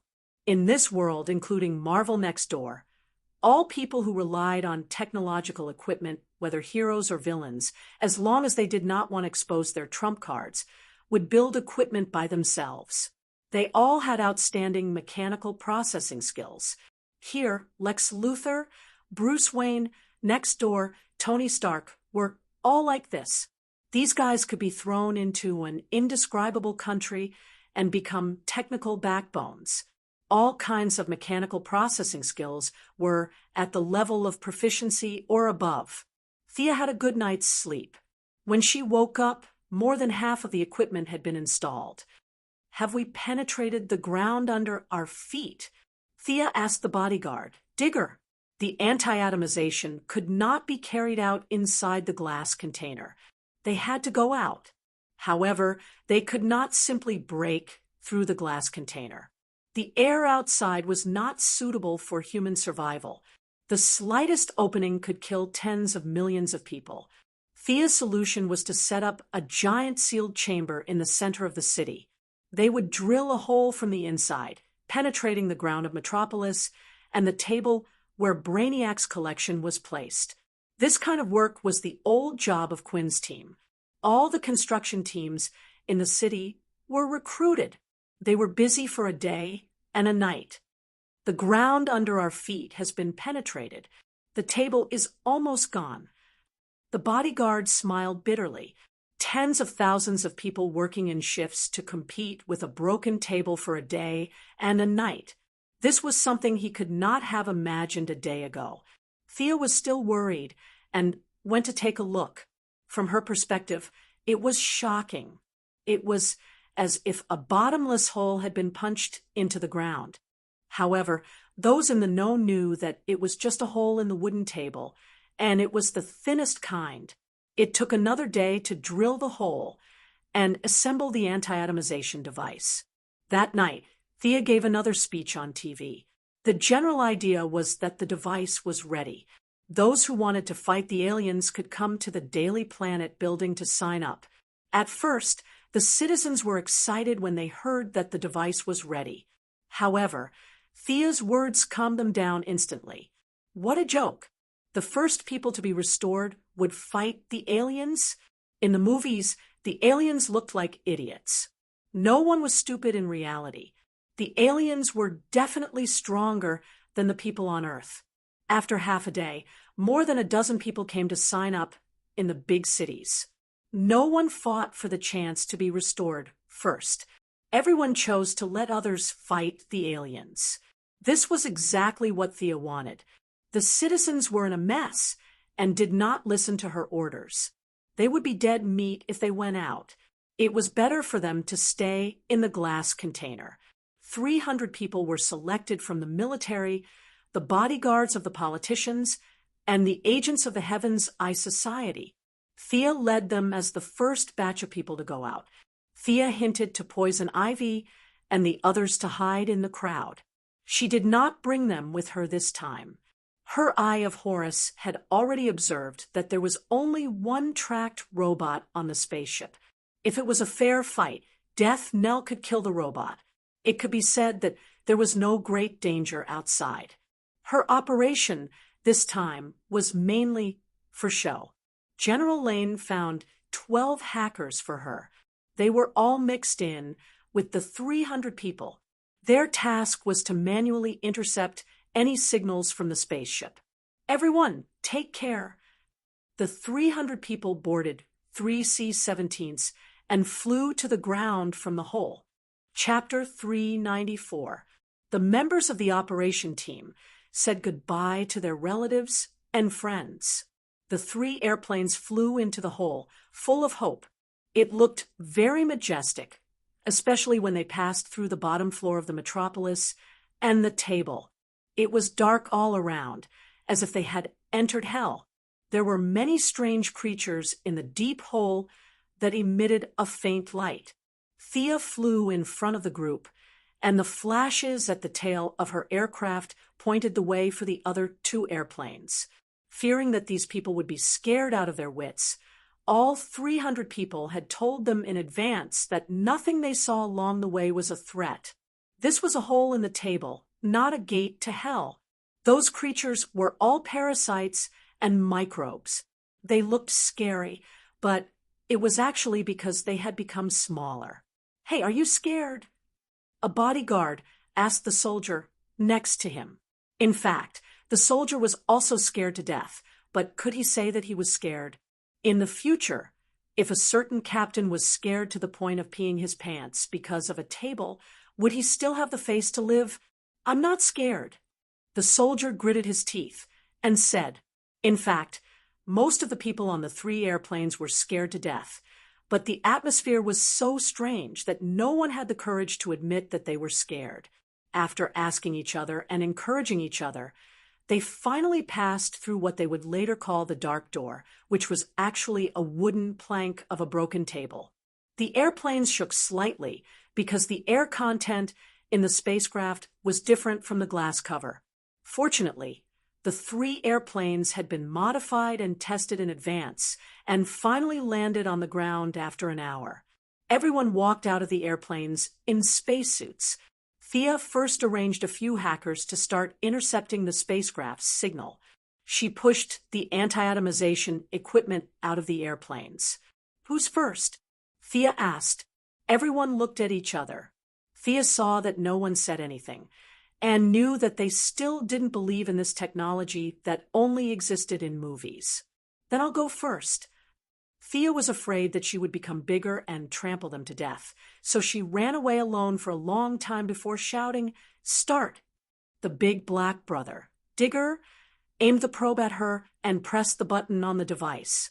An orange light that was almost transparent shot at Thea. Thea instantly grew larger in front of the 300 people until they could only see her calves when they tried to raise their heads. They knew that the device had succeeded. Leave 100 people to guard the machine and the cave entrance. 200 people start the anti-atomization and come with me to seize the ship. Everyone hurriedly started the baptism of the rays, while Thea looked around. Brainiac had a lot of things in his collection, and this was just one of the many spaceships he had. The 20 or so bottles contained the big cities of the few intelligent planets near the Milky Way. Some of the cities still had signs of life, while others were dead. "Can these all be released?" It was Lex Luthor who pointed at a pile of glass bottles. He was the only non-combatant other than Thea who was willing to come down. Everyone had a communicator in their spacesuits. Thea pondered his question and said, "Maybe." Luthor was left alone in front of a pile of glass cases to ponder. Thea began to assign tasks. She couldn't say that she had already scouted the spaceship. There was only one enemy on the spaceship, so she still had to go through the necessary search procedures. The spaceship wasn't small. It took 50 soldiers to cover all the paths. The remaining 150 people prepared their weapons and waited for further information.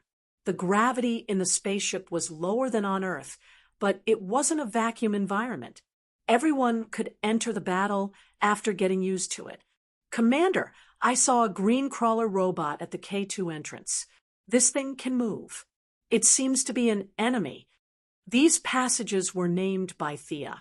The soldier who found the target couldn't be sure and reported vaguely. Thea asked him to continue tracking and didn't make any moves for the time being. After half an hour, there were no traces of the enemy in the remaining 49 passages. When she felt that the act was about done, she led the troops to the K2 passage mentioned by the veteran. After the battle between Superman and Zod in this world, ordinary people on Earth were much more accepting of aliens.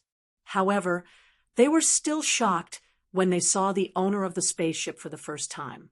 Is this an alien or a robot? This thought appeared in many people's minds. The heavy crawler provided mobility, and its body was densely covered with wires and mechanical bearings. The overall shape of the spaceship was like a giant bug. Countless data lines extended from its body. Its head was in the shape of an inverted triangle, and its 2 infrared eyes were scanning the surroundings. "It found us. Attack." Thea knew that things were not good as soon as she arrived at the scene. These soldiers knew too little about high-tech weapons. Thea found 4 or 5 detection ray devices at the scene. The enemy had already found out that they were being followed and was obviously waiting for them to fall into the trap. Intelligent artificial intelligence was too troublesome. Thea didn't participate in the battle. She contacted the hackers first. "Is there any signal out?" "Commander, we've intercepted 14 signals." "That's 15. The dozen hackers must have suffered a lot in the hands of the military. Their rebellious characters were basically worn out. Continue to intercept. Tell me when you can't hold on." Thea didn't say anything else. If they really couldn't intercept the signals, there was nothing she could do. Gideon didn't dare to take out his gun. Now, they could only rely on the hackers to simulate the spaceship's signal and intercept it manually, to deal with an alien that they didn't know the depth of, and to avoid damaging the spaceship. More than 100 M4 A1S opened fire at the same time except for Thea and Luther, who were armed with rifles. Amidst the roar of the bullets, the robot calmly lit up its energy shield. The rain of bullets slanted and caused ripples on the energy shield, then disappeared without a trace. "Use grenades." Thea continued to order.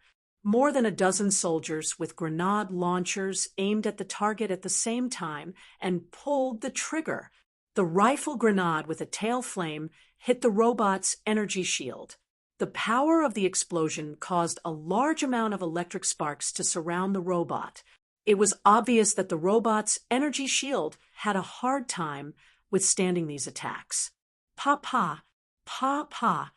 Humans were afraid of damaging the spaceship, but the robot didn't have such scruples.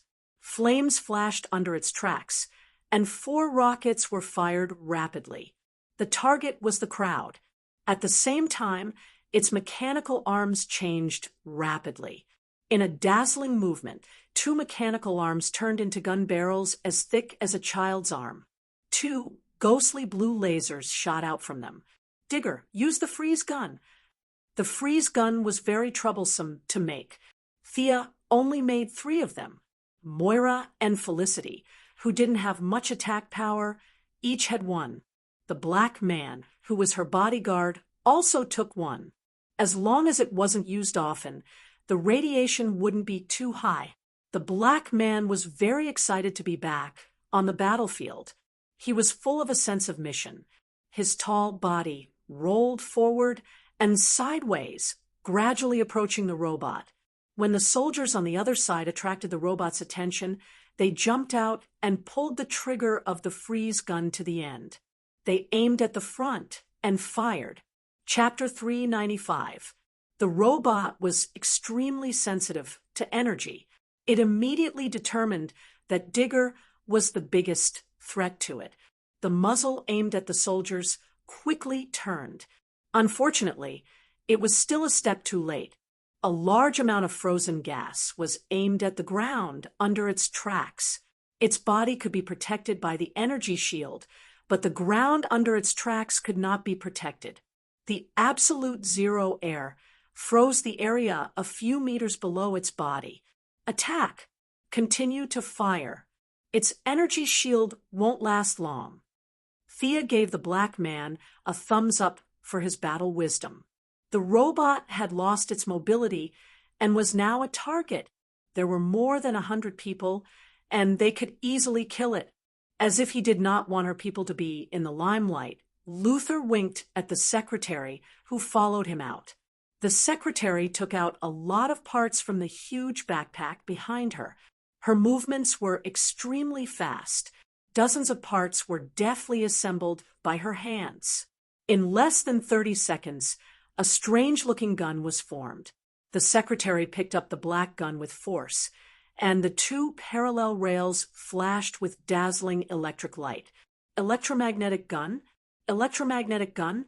Thea instantly understood the principle of the weapon and nodded slightly. The secretary aimed for a moment, waited for the electromagnetic gun to run, and then pulled the trigger. Thea's powerful dynamic vision could only see a black cylinder. It was pushed by the electromagnetic force and slammed into the robot's energy shield. The cylinder was pushed by the huge kinetic energy, and the orange energy shield lit up. The two sides were in a stalemate for a second. The robot continued to provide energy. Unfortunately, in the face of such a small amount of damage, its defense was too weak. Even if its total energy value was much higher than the electromagnetic gun, it was useless. With a kacha sound, the electromagnetic cannon pierced through the protective shield. The cylinder's momentum did not dissipate and directly hit the robot's torso. Unfortunately, it had already penetrated the energy shield, so its kinetic energy was exhausted and did not cause any damage to the robot. However, this was enough. Everyone's bullets rained down on the robot's head. The artificial intelligence also began to fight back. Infrared aiming, dynamic capture, 360-degree shooting. Few people who were targeted by it could survive. The black man with the freeze gun threw a grenade. The grenade did not explode, but turned into a large net with a lot of electric arcs in the air. Thea got the idea from the Black Manta Ray beating up the Sea King with a giant net. It was especially useful against enemies with thick skin. The electric net covered half of the robot's body, and the electric arc instantly penetrated a large number of complicated and precise parts in the robot's body. Diggle continued to charge forward. His frost gun destroyed one of the robot's launch tubes, but he was also shot in the arm and was forced to retreat. The secretary wasn't having a good time either. She was being chased by laser weapons and all sorts of missiles. It had to be said that her skills weren't weak. She had to dodge and maneuver desperately to escape the robot's maximum shooting range. The price she had to pay was that her electromagnetic cannon was destroyed and her shoulder was injured. As for Mr. Luther, when he ordered her to shoot, he ran in the opposite direction to Thea's side. The two of them looked at each other and smiled brightly. As for what they were thinking, only they knew. There was no need for the two of them to supervise the battle. The soldiers and bodyguards at the scene fought bravely. After all, this was an immobile enemy. There were more than 100 people fighting against one. No matter how bad their morale was, it wouldn't be too bad. Send out interference messages. Thea ordered the hackers to create some trouble for Brainiac. A lot of useless messages were crazily poured into the robot's receiving system. Hundreds of windows popped out in a second, garbled emails, inexplicable installation packages, and all sorts of things that were not viruses but were better than viruses were all thrown over. This method was useless against low-level AIs. There was a language barrier and different coding methods. However, it was perfect against Brainiac. Every time this guy went to a planet, it would scan the knowledge of the other party. It could read all these junk messages. Even though Brainiac quickly chose to intercept the message bomb, part of its calculation was still taken up. This was reflected in the fact that its aiming and firing movements were slowed down by 20% during the battle. The soldiers seized this opportunity and fired hundreds of guns at the same time. The opposing robot didn't back down. Even though one of its launchers was destroyed and it was harassed by the junk messages, its firepower wasn't any weaker. All sorts of laser beams were aimed at the soldiers. For an AI, there was no such thing as marksmanship. Once it found a target, it would simulate the target's movement and fire. When the heat reaction disappeared, it would move on to the next target. If the heat reaction didn't disappear, it would continue to fire. Thea hid behind cover and watched. She didn't intend to help at all. One had to know that this was only one of Brainiac's billions of clones in the universe. Perhaps to balance the universe's energy levels, this clone had the lowest calculation ability and the weakest weapons. Even such a low-level robot was able to beat the elites of the metropolis. It swept across the universe and destroyed Krypton. Brainiac lived up to his reputation. The Black Man and the Secretary's spacesuits were damaged, but their breathing devices were fine. After some bandaging, they entered the battlefield again. The Frost Gun and the electromagnetic cannon that the Secretary had reassembled played an important role in restraining the enemy. Yes, restraining. The two of them weren't stupid. They knew that the enemy had a very sophisticated attack system.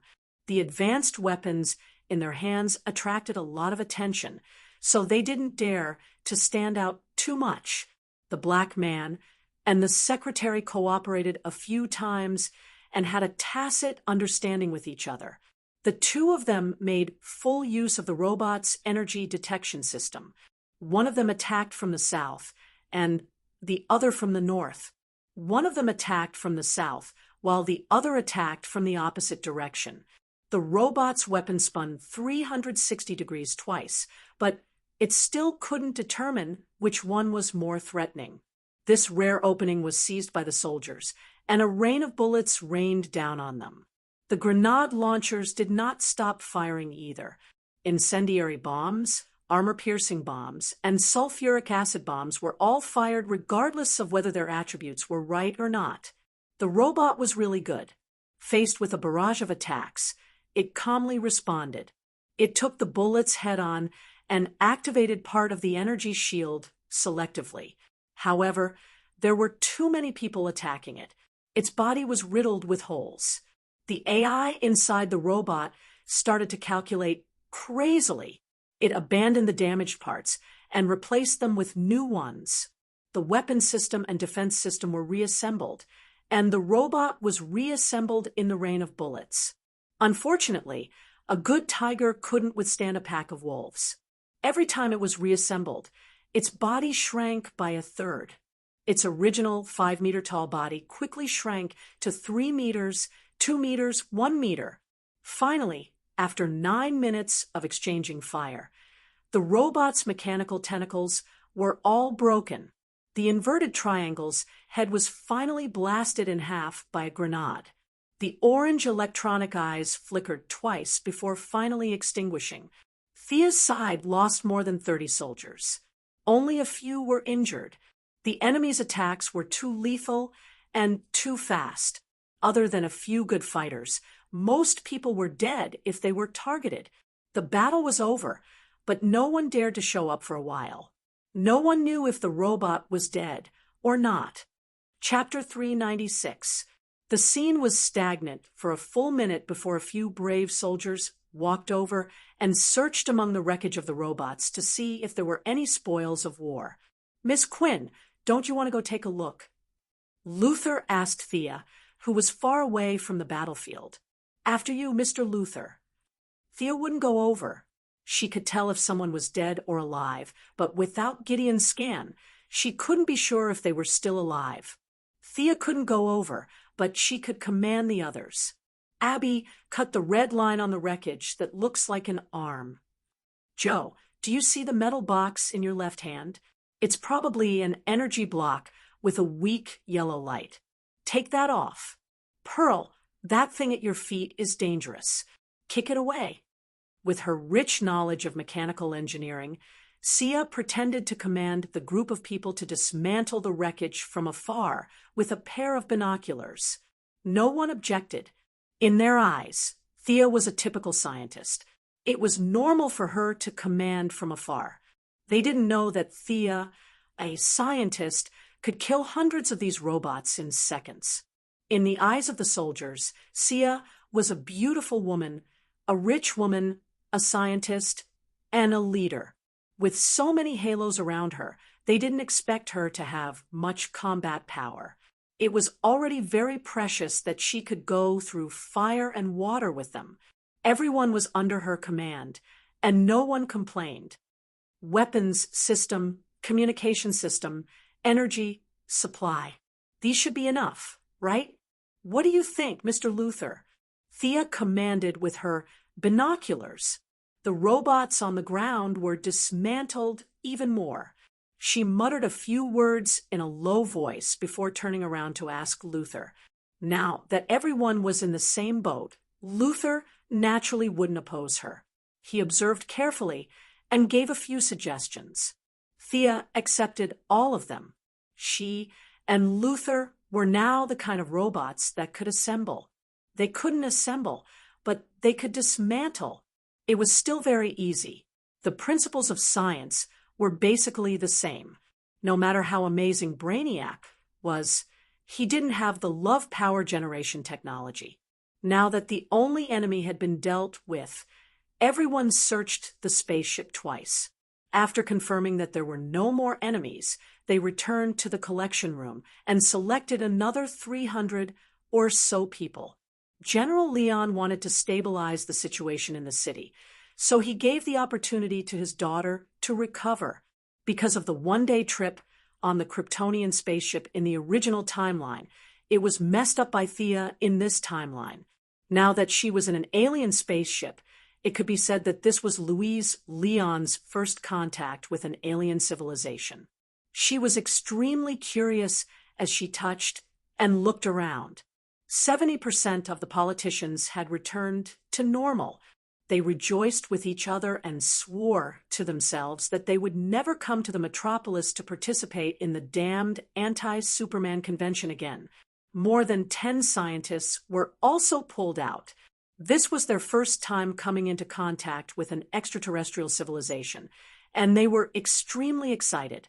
The spacecraft's power system, shell materials, and energy weapons were all the focus of their discussion. The entire procession was very quiet. Only their chattering could be heard in the comms channel. At first, Thea refrained from interrupting, but later she could not help but pick out some things that were similar to the current technology on Earth and tell them about it. She had seen more spaceships than these scientists had seen living people. This spaceship's technology was very advanced, but it was only above average in the universe. After all, Earth was too remote, and Brainiac would not use an advanced spaceship to come to this area. Because of the success of the anti-atomization project, the scientists had already accepted Thea as one of them. They all humbly asked her for advice. 3 correct sentences for wrong sentences, and the rest was nonsense. Thea blindly answered their various questions while leading the way to the main control room. This was not because she had foresight, but because a few military hackers had found this place by following the signal source. Pretending that she did not know how to operate the spaceship, Thea took out a tablet and recorded all the things that looked like words on the spaceship. She ran around with a group of scientists and used a few hints. After a series of brainstorming sessions, a simple operating manual for the spaceship was officially produced. First, adjust the oxygen content on the spaceship to Earth's level. Then, let's see how the synthetic food is made. We have grown bigger, and we don't have enough food. Let's see where we are. Are we in the Milky Way? What's the speed of this spaceship? Thea found a box and sat on it. She had become more and more adept at commanding people. A group of scientists and politicians did not know what to do, and no one complained when they were commanded. They each used their own brains to study the functions of the spaceship according to the operating manual. The oxygen problem was easy to solve. They just had to set it according to Earth standards. When the environmental test met Earth standards, Thea first took off the cumbersome spacesuit. This spacesuit was a life-saving equipment for others, but for her, it was purely a prop. She did not want to wear it for even a second. Seeing her role model, everyone took off their spacesuits one after another. A few leaders heard that there was no food on the spaceship, and they were not afraid of the trouble. They asked a few soldiers who had not recovered to their original state to deliver food to them through the glass container. Thea did not have time to worry about them. She was looking at the flight record of the spaceship. Just by looking at it, she knew that the spaceship had already flown out of the solar system. How far are we from Earth now? Thea could understand most of the text on the spaceship without the help of the light ring. It was basically the universal language of the universe. Luther did not have this experience. He was a pure earthling, but he was also very good. He had a photographic memory and memorized all the symbols. He even guessed about 60 to 70% of the text on the spaceship. At this time, he saw Thea frown and quickly asked in a low voice. Thea looked back at this guy, hesitated for a moment, and told him the truth. According to the flight record, converted to Earth's distance units, we are about 5 light years away from Earth. Luther was speechless. 5 light years did not seem like a big number, but the diameter of the solar system was only 0.003 light years. This distance was endless. This spaceship can't take us so far away in such a short time, right? Does it have warp equipment? Something like space travel. A few senior officials were celebrating with champagne in the distance. The practical scientists were all nearby, studying the structure of the spaceship. Now that they heard Thea's words, they were a little dizzy. A fat old man with round eyes asked, "Professor Stein." Thea was the first to speak. This fat old man was none other than one of the Firestorm duo on the Wave Rider. It was just that at this time, he was not Firestorm yet. He had just met Thea yesterday. Thea was initially quite surprised that this big shot in physics was also in the metropolis. She only heard that he was here to attend some conference. "Professor, you are right. This spaceship does have warp technology." Thea first gave them a reassurance, then changed the topic.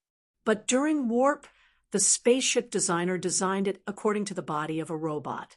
This means that when the spaceship passes through the black hole, there will be a huge overload.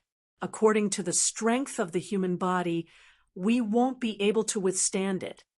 Thea handed her tablet to the few of them. "This is the overload data I calculated. There will be about 200 G of overload. Our pilot can only withstand 9G. Chapter 397. Some of them looked at her deduction process, while others lowered their heads and did their own calculations. Thea scratched her head. The speed of this spaceship could exceed the speed of light.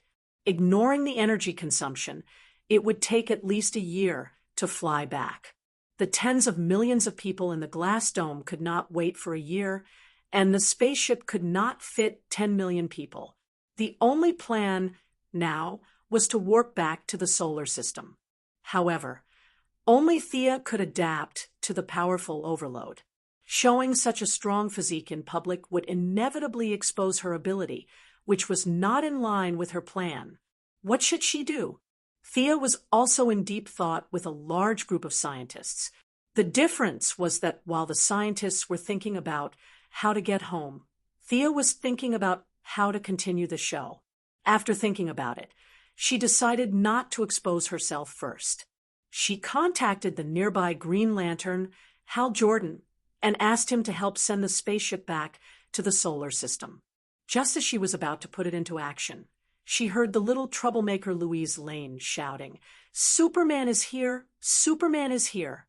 The surrounding people were very excited and asked, "Where is Superman? How do you know he is here? Are you in contact?" Thea saw this scene and was a little speechless. Louise Lane and Clark Kent were so close, but this group of slow people in the metropolis did not connect Clark to Superman.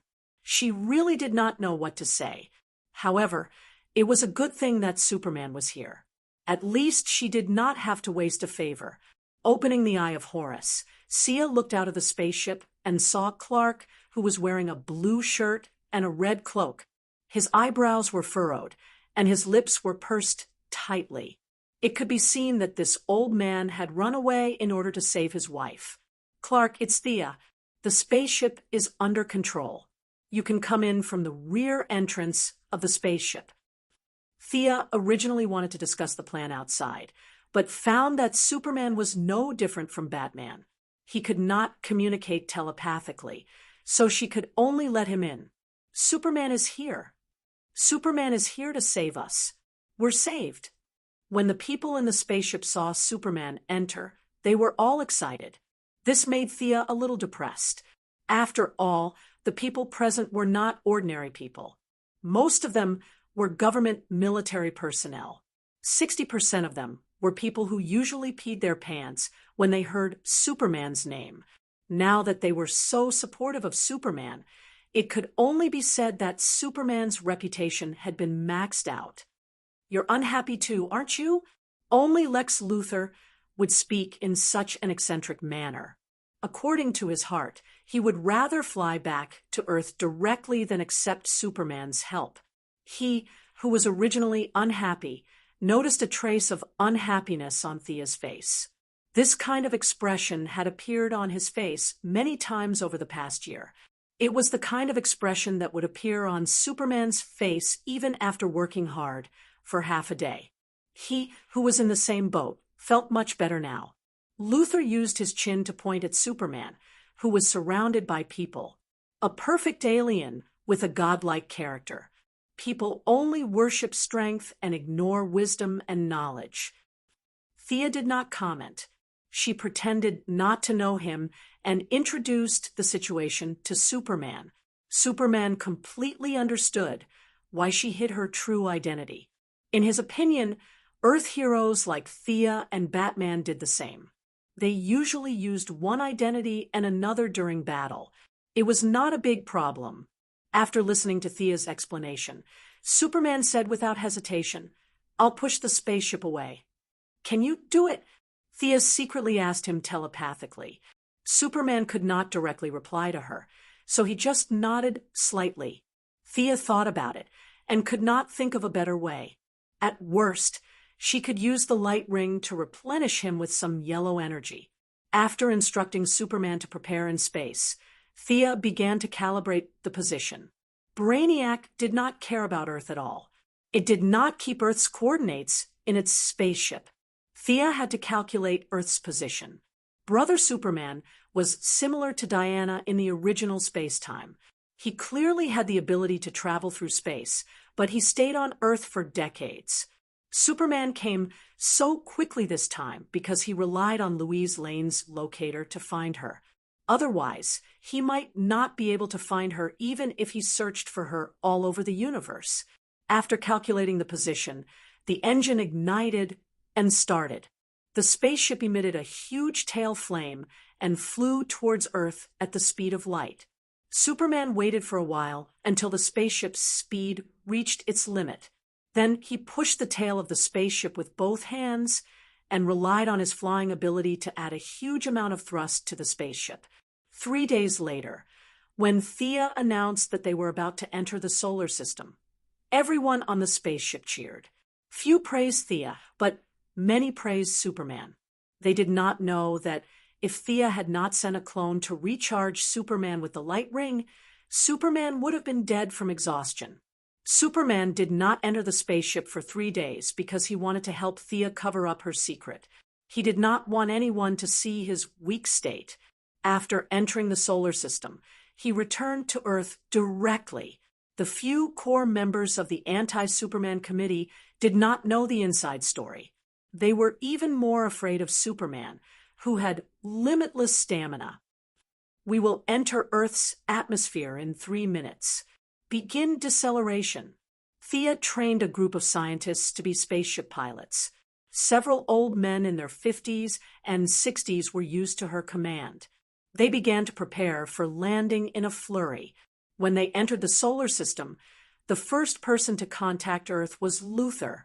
This guy had even launched his satellite into Jupiter's orbit. Following that, several military bigwigs and Thea also received feedback from their respective satellites. They contacted their subordinates and superiors respectively. Fortunately, the melodramatic scene of being attacked by a nuclear bomb did not happen. Thea's superior was naturally Comrade Moira. She probably knew what she was capable of. She had not heard from her for a week, but she was not very worried about her. She just said that she would pick her up at the scene and bring her a big surprise. A big surprise? What the hell was that? Thea did not understand, but there was no time to think about it. Before the spaceship entered the atmosphere and landed, Minister of Defense General Swanwick eagerly boarded the spaceship in a special plane. This spaceship is intact. The moment they met, the African minister pulled them into a small meeting. Before they could even sit down, he impatiently asked. The small meeting was really small. There were only 4 people, including Thea. They were all personnel who knew her true identity. Faced with the minister's question, the generals all looked at Thea. They could not help it. They were not as capable as Luther, learning a foreign language that had nothing to do with Earth's language in the blink of an eye. It was too difficult for these old men. The damage is not serious. The weapon system and propulsion system are all intact. However, I don't recommend the military dismantle it. Why? The minister asked, puzzled. This is Brainiac's spaceship. The spaceship is only temporarily blocked. I can't guarantee that there are no other communication devices in the spaceship. You must know that this is a top-level artificial intelligence that has destroyed countless planets. Its technology is far beyond our understanding. Thea said very seriously. The minister was helpless. Previously, the Krypton spaceship was almost smashed into pieces. The military had been busy for a year, but did not manage to get anything good. Now that they finally had an intact spaceship, it could not be moved. However, he still asked with uncertainty, is this Brainiac that you mentioned really that powerful? Yes, the guards on the spaceship this time are only one of its countless clones. In order to kill it, we sacrificed more than 30 warriors. It can make billions of robots like this. Once it gets serious, no planet in the universe can stop it. Thea had to break their fantasy. If Krypton could not stop it, it was even more impossible for Earthlings to do so. Chapter 398. The African minister scratched his head. In the end, he could only put the matter aside and restore the metropolis to its original state. In the week that they disappeared, the entire world's media went crazy. They could not cover up the disappearance of such a large city even if they wanted to. The other big countries said they were concerned, but they were actually enjoying the show. Thea thought about it, then called the minister to one side and whispered a few words to him. What?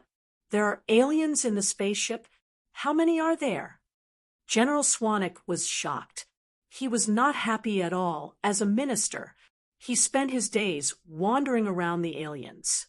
Those who did not know better would think that he was in charge of Earth's affairs with the aliens. Thea did a rough calculation. There were more than 20 glass domes and the same number of alien cities. Although many life forms died due to environmental problems, there were still a few alien races that had strong vitality and persevered. They only lacked atomized equipment, about 100,000. Thea said uncertainly. Seeing General Swanwick's bloodshot eyes and trembling lips, Thea continued to explain. They are all cities that were taken away by Brainiac's spaceship. I took a look, and they are all life forms in the nearby star systems. They are all intelligent life forms, and their technological level is about the same as ours. No, this is too big. Even the president can't make a decision. I'll report it. Let the people who should be worried think about it. The minister thought about it and knew that this matter involved too many people. He did not dare to make a decision and had to report it. Thea did not have a choice. Breaking the glass domes and letting 100,000 aliens die was a little cruel. Other people aside, Superman had been on a spaceship before. If he knew that Thea and the government had killed 100,000 aliens, he would immediately turn evil. The minister did not think too much about it. He just felt that killing 100,000 intelligent life forms with a single order was not in line with his morals. However, he could not just leave them be. As for how to deal with these people, he would leave it to the higher-ups to discuss. Thea didn't know that her casual suggestion made the president call for a meeting of the top 5 that very night. All kinds of advisors, think tanks, international experts, and former leaders gathered and discussed behind closed doors for 7 days. They still couldn't make up their minds whether to execute, expel, or take her in. Of course, this was a story for the future. Thea was very busy at the moment.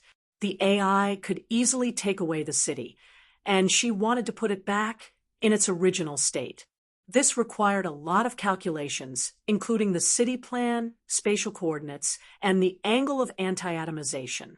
There weren't enough scientists on the spaceship, including Luther, so they urgently gathered the world's renowned scientists to calculate. Thea's old acquaintances, Dr. Sarah Stone from the Red House Laboratory, Reverse Lightning from the Advanced Technology Laboratory, and Psyker, were all forcefully pulled over by various organizations to help, regardless of whether they were willing or not. After working for a day and a night, the results were finally out. Connect to the glass dome of Metropolis. Coordinates confirmed. Airspace is prohibited in this area. Activate the space stabilizer and equalizer. After a series of complicated instructions, Thea checked that there were no errors before giving the final order. Activate the anti-atomization ray. Different from the anti-atomization equipment they were researching, the built-in ray of the spaceship was at least 200 years more advanced than the equipment they had developed. A colorful ray shone into the glass dome, and the moment it shone, the space displacement was activated. The displacement coordinates were calculated by Thea and the others. The originally empty flat land was instantly filled with skyscrapers, the dirt was replaced by asphalt roads, and an artificial lake appeared abruptly on the flat land. Tens of millions of citizens had no idea that they had returned to their original state. Except for a few screeching zoo animals, it was as if nothing had happened at all. The people who saw this scene on the monitor were very excited. Yeah, Psyker, who was recruited, was a little excited. He wanted to find someone to high-five to celebrate, but he found that the people in the room were all old men and old women. The only 3 young people were himself, Thea, and Lex Luthor.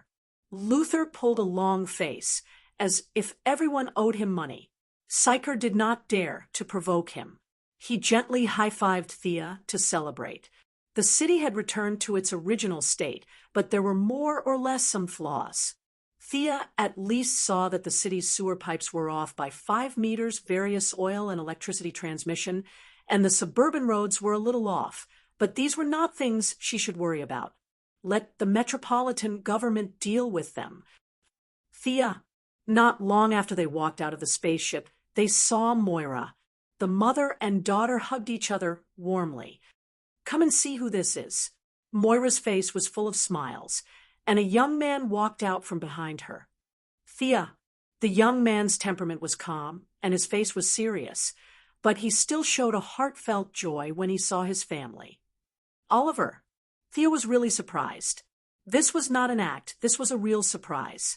It was difficult for her to show such an expression, but after calculating for a day and a night, she was a little dizzy. When she suddenly saw Oliver alive, she could not control her emotions. I missed you so much. Thea hugged Oliver tightly. The memories of her childhood and youth were deliberately faded, but not buried. Her feelings were real, and so was her family. Thea was affected by her own emotions for a moment, and the corners of her eyes were a little wet. She only hated herself for not helping Oliver earlier. The family of 3 hugged each other and cried. Many scientists on the spaceship and many citizens who came to thank them when they learned that they had returned to normal silently watched all this. The image of a strong, intelligent, and caring girl came into everyone's eyes. This was the representative of the modern heroes of the United States. She was calm in the face of trouble, calm in command, and so humane. The onlookers gave the family of 3 their blessings and applause. It's a pity that her talent is wasted. She's a woman after all. Very coincidentally, there was also a family of 3 on Luther's side. Although he wanted to be in the limelight, he was an old man in his 30s. It was impossible for him to cry while hugging his mother and brother like Thea. Luther was very unhappy and left the scene with his mother and sister. It had been 2 days since Oliver returned to the United States. He also learned that his sister had saved the city. His heart was filled with pride, but it was still awkward to be surrounded by so many people. He hurriedly pulled his mother and sister and left the scene after Luther. Oliver did not know about the trouble his sister had caused in the past few years. As soon as her brother appeared, his name instantly appeared on the desk of many insiders. The government and the Pentagon copied his information from the Heaven's Eye Society to evaluate this person's future achievements and influence on Thea. Several heroes, such as Superman, Batman, and the Martian Manhunter, were collecting information on him through different channels. Several neutral or evil subordinates, such as Poison Ivy and Grutter, gathered together to listen to Death Knell tell the story that he and Oliver had to tell. Chapter 399. At this time, Oliver still didn't know that his every move had attracted the attention of others. When the family left the scene and was about to take the plane back to Star City, they saw the black-skinned avatar from afar. Thea knew that the black-skinned woman was expressing that she had returned a big favor, so she could only nod slightly to show that she accepted. Although Oliver wasn't strengthened, he was born with good eyesight. When he saw Avatar, he reflexively stood in front of his mother and sister and looked at Avatar vigilantly. Avatar was a little stunned, but she immediately understood that Oliver didn't know about her relationship with Thea. The more she thought about it, the more interesting this family was. She didn't talk to them and left alone with a faint smile. After returning to the Quinn family's old house and having dinner, Moira rested alone, leaving the siblings some space. "Let's go out for a walk," Oliver suggested. Thea nodded, and the two went outside. The two walked to the empty tombs of old Robert and Oliver. Thea didn't know how to explain. "I know something about you. Haven't I been on the island for the past few years?" Oliver smiled and said, "Yao Fei told me. You don't know, right? He returned to Purgatory Island." Thea opened her mouth slightly. It seemed that Yao Fei's illness hadn't been cured yet. Why did he go back for no reason? This old man couldn't live a good life, right? Needless to say, since he had seen Yao Fei, he must have seen Shadow as well. Thea scratched her head. "I'm sorry. I did want to save you from the island, but I was delayed. No need to apologize. I wouldn't have gone with you back then." Oliver interrupted her. With the grudge between the siblings gone, it was easy to talk. "Your skills are not bad. Did old man Yao Fei teach you again?" Sia had noticed this the moment she met him. It was hard to tell how strong Oliver was in the original space-time, but Sia compared the Oliver in front of her with the people she knew. She felt that he was about the same level as Nightwing, or even slightly stronger. Talia was currently busy reorganizing the Assassin League. It was impossible for her to teach Oliver. Thea felt that the two of them might not even know each other. Then, combined with old Yao's experience of returning to Purgatory Island, it was not difficult to guess that Oliver had undergone new training. "You don't need to use those weird tricks of yours. Do you want to spar?" Oliver sent out a battle invitation. "I'm not afraid of you." After a few days of acting, Thea was itching for a fight. The siblings came to the backyard of Quinn's old house, where there was a large training ground. Unlike the original space-time, Moira's physical fitness had greatly increased. She could also exercise her body at ordinary times. Thea recommended karate to her, which was easy to learn. She could crush ordinary people by relying on her attributes. She did not need to practice to become a master, but she needed to have the power to protect herself in an emergency. Competing in close combat Sia watched as Oliver took 2 wooden swords from the rack. She had no objections.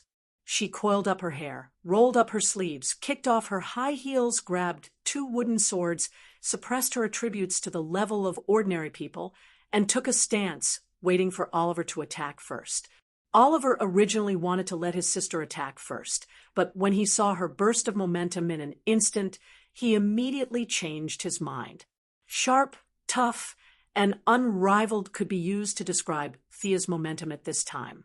Although she did not attack, he knew that she was definitely a strong enemy just by looking at her posture. His sister was so powerful.